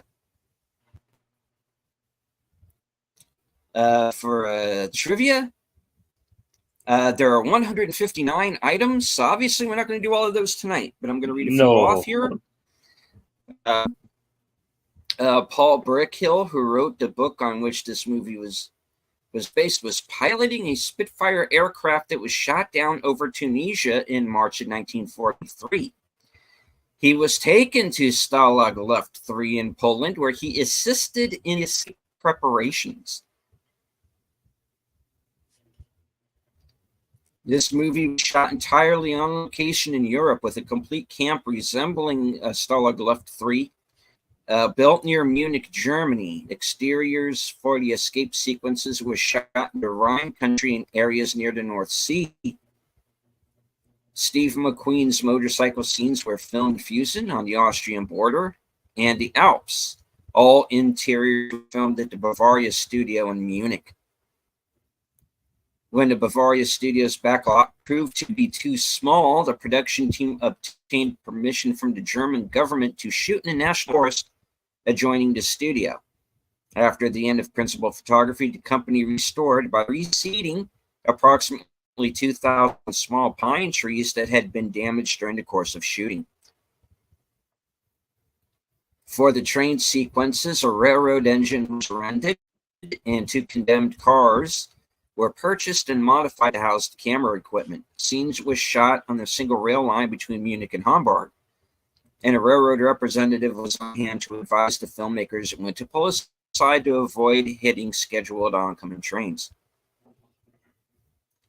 Several cast members were actual POWs during World War II. Donald Pleasance was held in the German camp Stalag Luft 1, Hans Mesmer in a Russian camp, and Till Kiwi and Hans Reiser were prisoners of the Americans. Pleasance said that it was a very accurate representation of a POW camp. Charles Bronson, who portrays the chief tunneler, brought his own expertise and experiences to the set. He had been a coal miner before turning to acting and gave director John Sturges advice on how to move the dirt. As a result of working in coal mines, Bronson suffered from claustrophobia, just as his character had.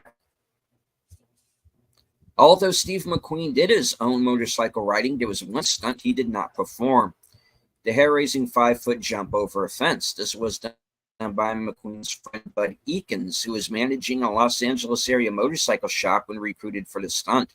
It was the beginning of a new career for Eakins, as he later doubled for McQueen in Bullitt and did much of the motorcycle riding on ships. Steve McQueen also personally attempted to jump across the border fence, but crashed. Wally Floody, the real-life Tunnel King, he was transferred to another campus before the escape, served as consultant to the filmmakers almost full-time for more than a year.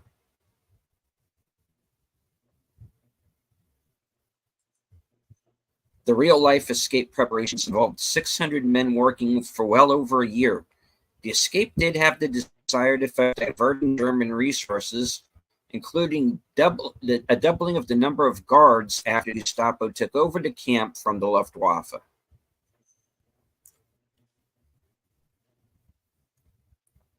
The nationality of a few of the prisoners in the story was changed, emphasizing American and de-emphasizing Commonwealth and other ally.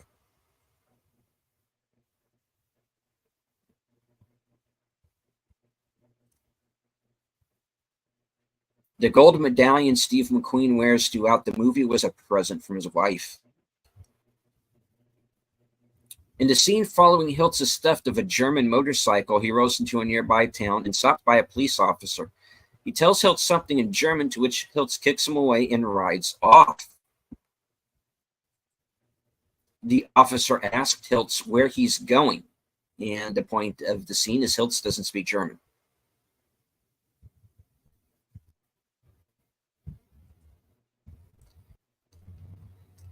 One day, the police in the German town where this movie was shot set up a speed trap near the set.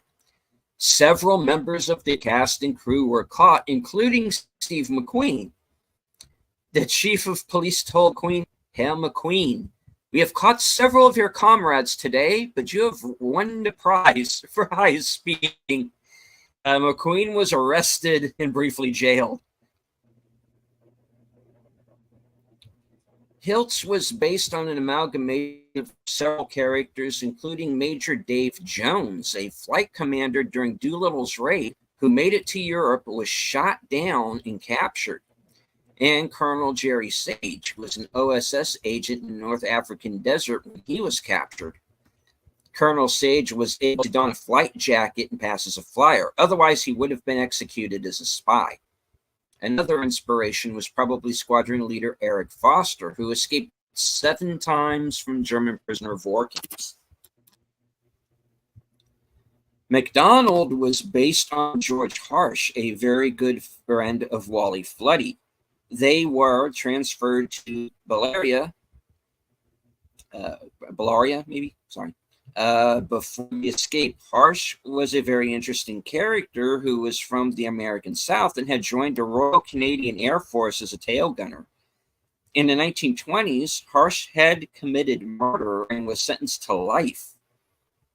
A medical student, Harsh performed an appendectomy on the dying prisoner and saved his life. The governor of Georgia granted him a pardon and he was set free. After the war, he had personal problems as he was guilt over the crime he had committed as youth. On top of adjusting to life after 15 years in captivity, 12 years on the Georgia chain gang, followed by 3 years as a POW.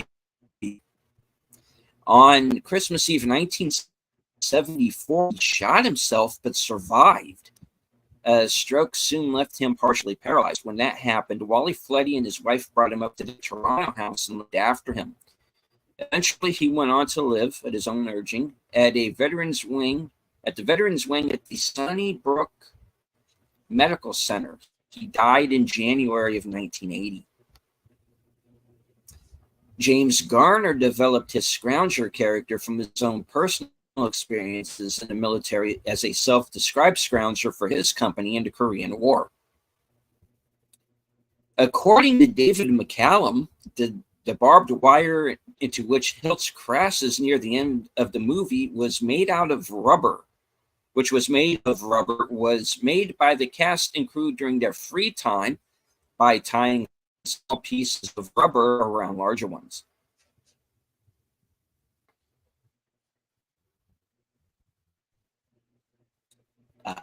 In issue 73 of Your Sinclair magazine in January 1992, the Spectrum Stealth game adaptation of this movie was voted the 23rd best game of all time.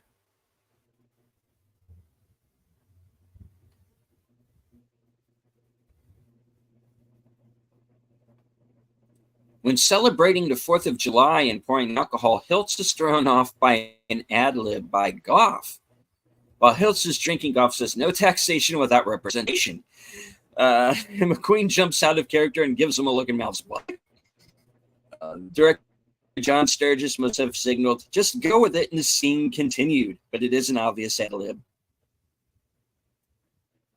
The medal that Colonel von Luger wears around his neck is the Pour le Mérite, which is known as the Blue Max. Originally a Prussian military honor, in World War I, it was automatically given to fighter pilots who shot down 8 planes, later raised to 16.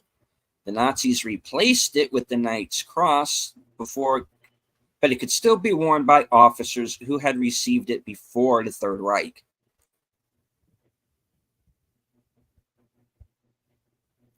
Most of the planes in the airfield are actually American AT-6 Texan trainers painted with a German paint scheme, but the one actually flown is an authentic German plane, a Brucker Bu-181 Bestmann. Donald Pleasance was an air crewman in the Royal Air Force during World War II, whose plane was shot down, upon which he became a prisoner of the war and was tortured by the Germans. He kindly offered advice to director John Sturgis and was politely asked to keep his opinions to himself. Later, when another actor on set informed Sturgis that Pleasance was imprisoned in a World War II German POW camp, Sturgis requested his technical advice and input on historical accuracy from that point forward. Donald Pleasance's character was based partly on London-born John Cordwell, later a Chicago architect and then proprietor of the Lion Pub in the city's North Lincoln Avenue. Cordwell died in 1999. Stories about him and the Red Lion are told from various points of view in the collection Tales from the Red Lion, Chicago Twilight Tales, 2007.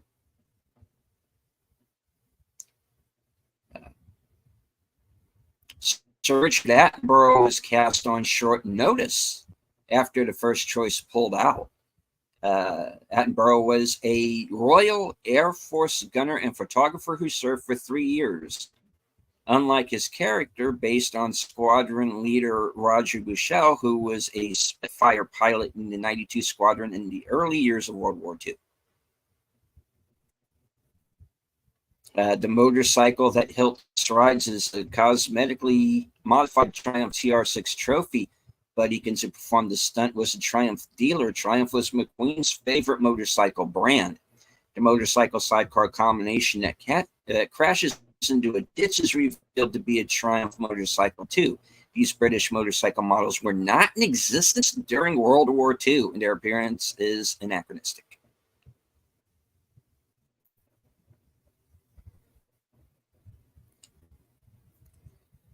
All right, here's Hollywood being Hollywood, folks. During production, Charles Bronson met and fell in love with David McCallum's wife, Jill Ireland, and he jokingly told McCallum he was going to steal her away from him. In 1967, Ireland and McCallum divorced, and she married Bronson. And the rest is history. Okay.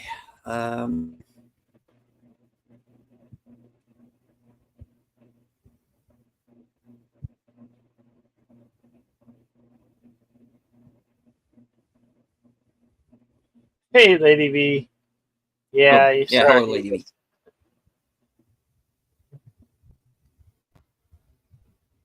All right. I'll read a few more of these, then we'll move on. John Late, who plays Willie, was one of the most popular UK pop singers in the early 1960s. He recorded the title song with lyrics. There are 6 different languages spoken or sung in the movie: English, German, French, Russian, and 1 word in Spanish, as well as 2 words of Latin when Flight Lieutenant Blythe is describing the masked strike, or Butcher Bird in the forgery scene. There's also a song in a light Scots dialect where Ives and MacDonald are singing, and in 4th of July scene just before Tom is discovered. The actual escape from Stalag Luft 3 occurred on March 24th, 1944, which was Steve McQueen's 14th birthday.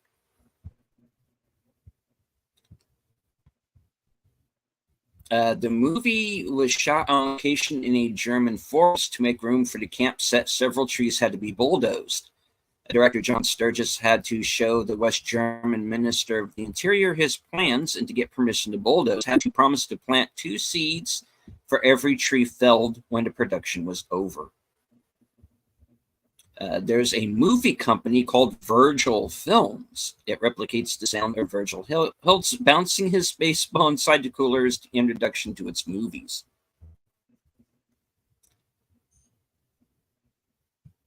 The character of von Luger was based on Friedrich von Lindiner Wildow.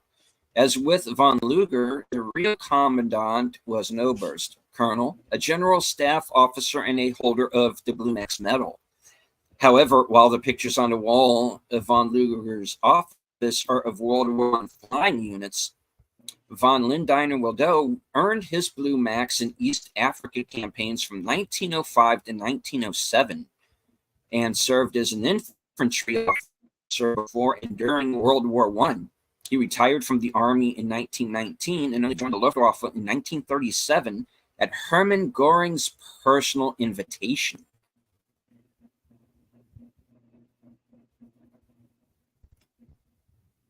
As of September 2023, John Layton is the last surviving star of the film. Although the film is based on historical events, the characters themselves are fictional.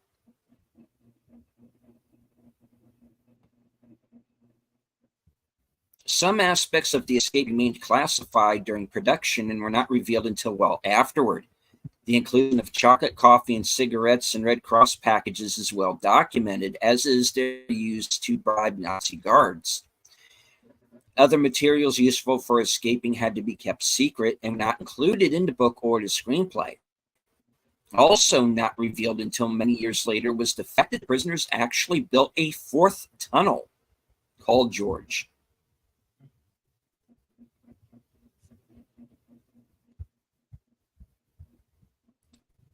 Judd Taylor played Goff, said that the camp set was so authentic and impressive that one day he came upon a man walking his dog, who was very distressed when he came upon the site. The man was greatly relieved when Taylor said when he learned it was just a movie set. Richard Harris was originally cast as Roger Bartlett, but dropped out because he was filming This Sporting Life and it was behind schedule. And he was displeased with the diminished role of Big X after the script changes had been made. But of course, he wasn't complaining because he went to get nominated for an Oscar for that movie. So there you go.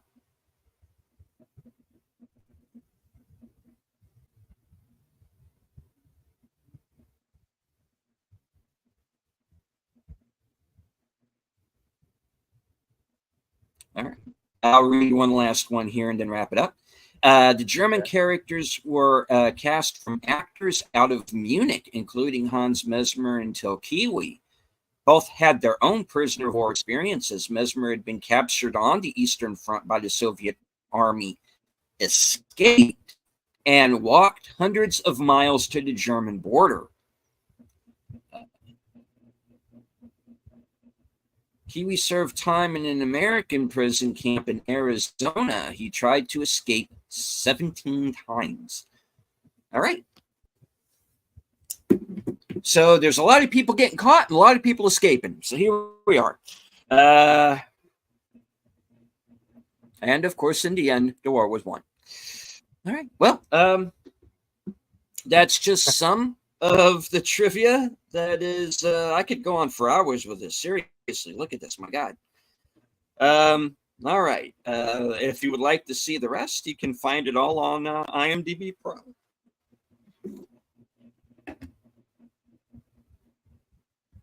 The scrolls are closed. Okay. We have another extra dose of action theater tomorrow with 12 Strong. Liam Hemsworth. Follows events after 9/11.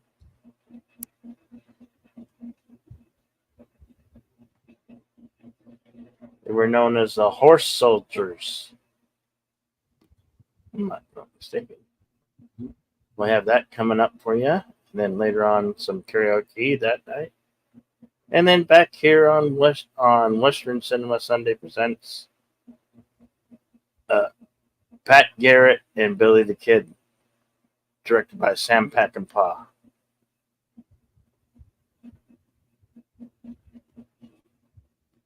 What you got going on, deleted scenes? And of course, later on that night will be at 8 p.m. will be my program Unscripted, episode 63, entitled If I Had a Hammer. And I'm going to be talking about a guy whose name rhymes with Smallick Maldwin.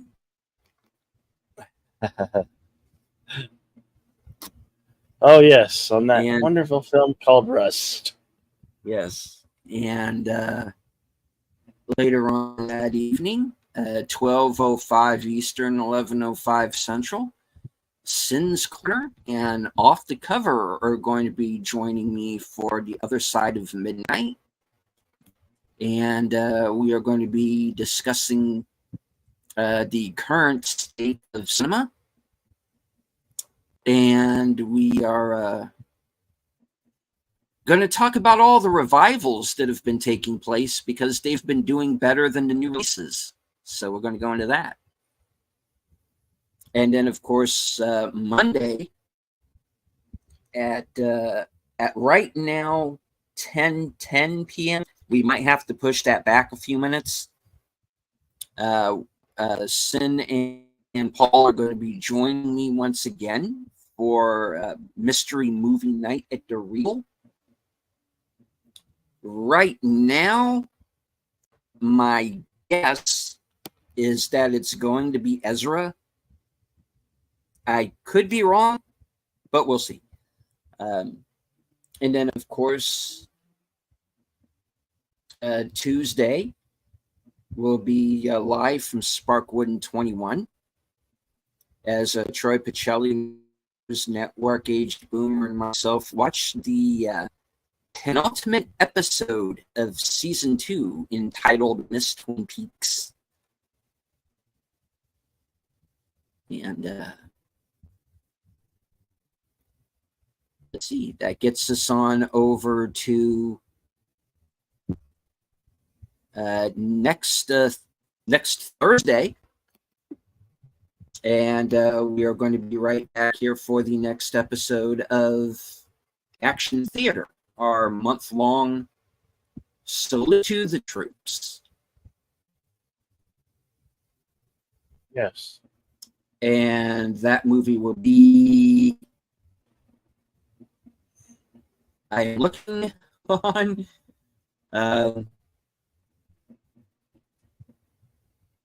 let's see. It's going to be...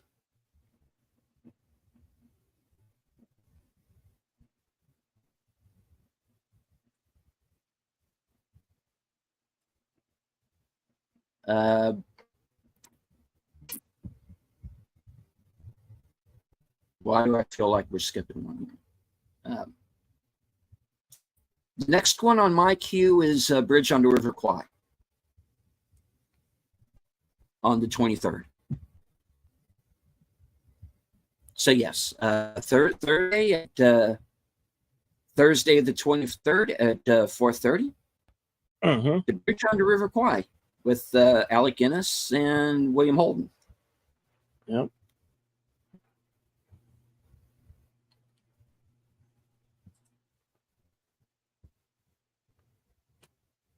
All right. With that, I'll say my parting words. Be excellent to each other. Party on, and we can't wait to see you on the next one.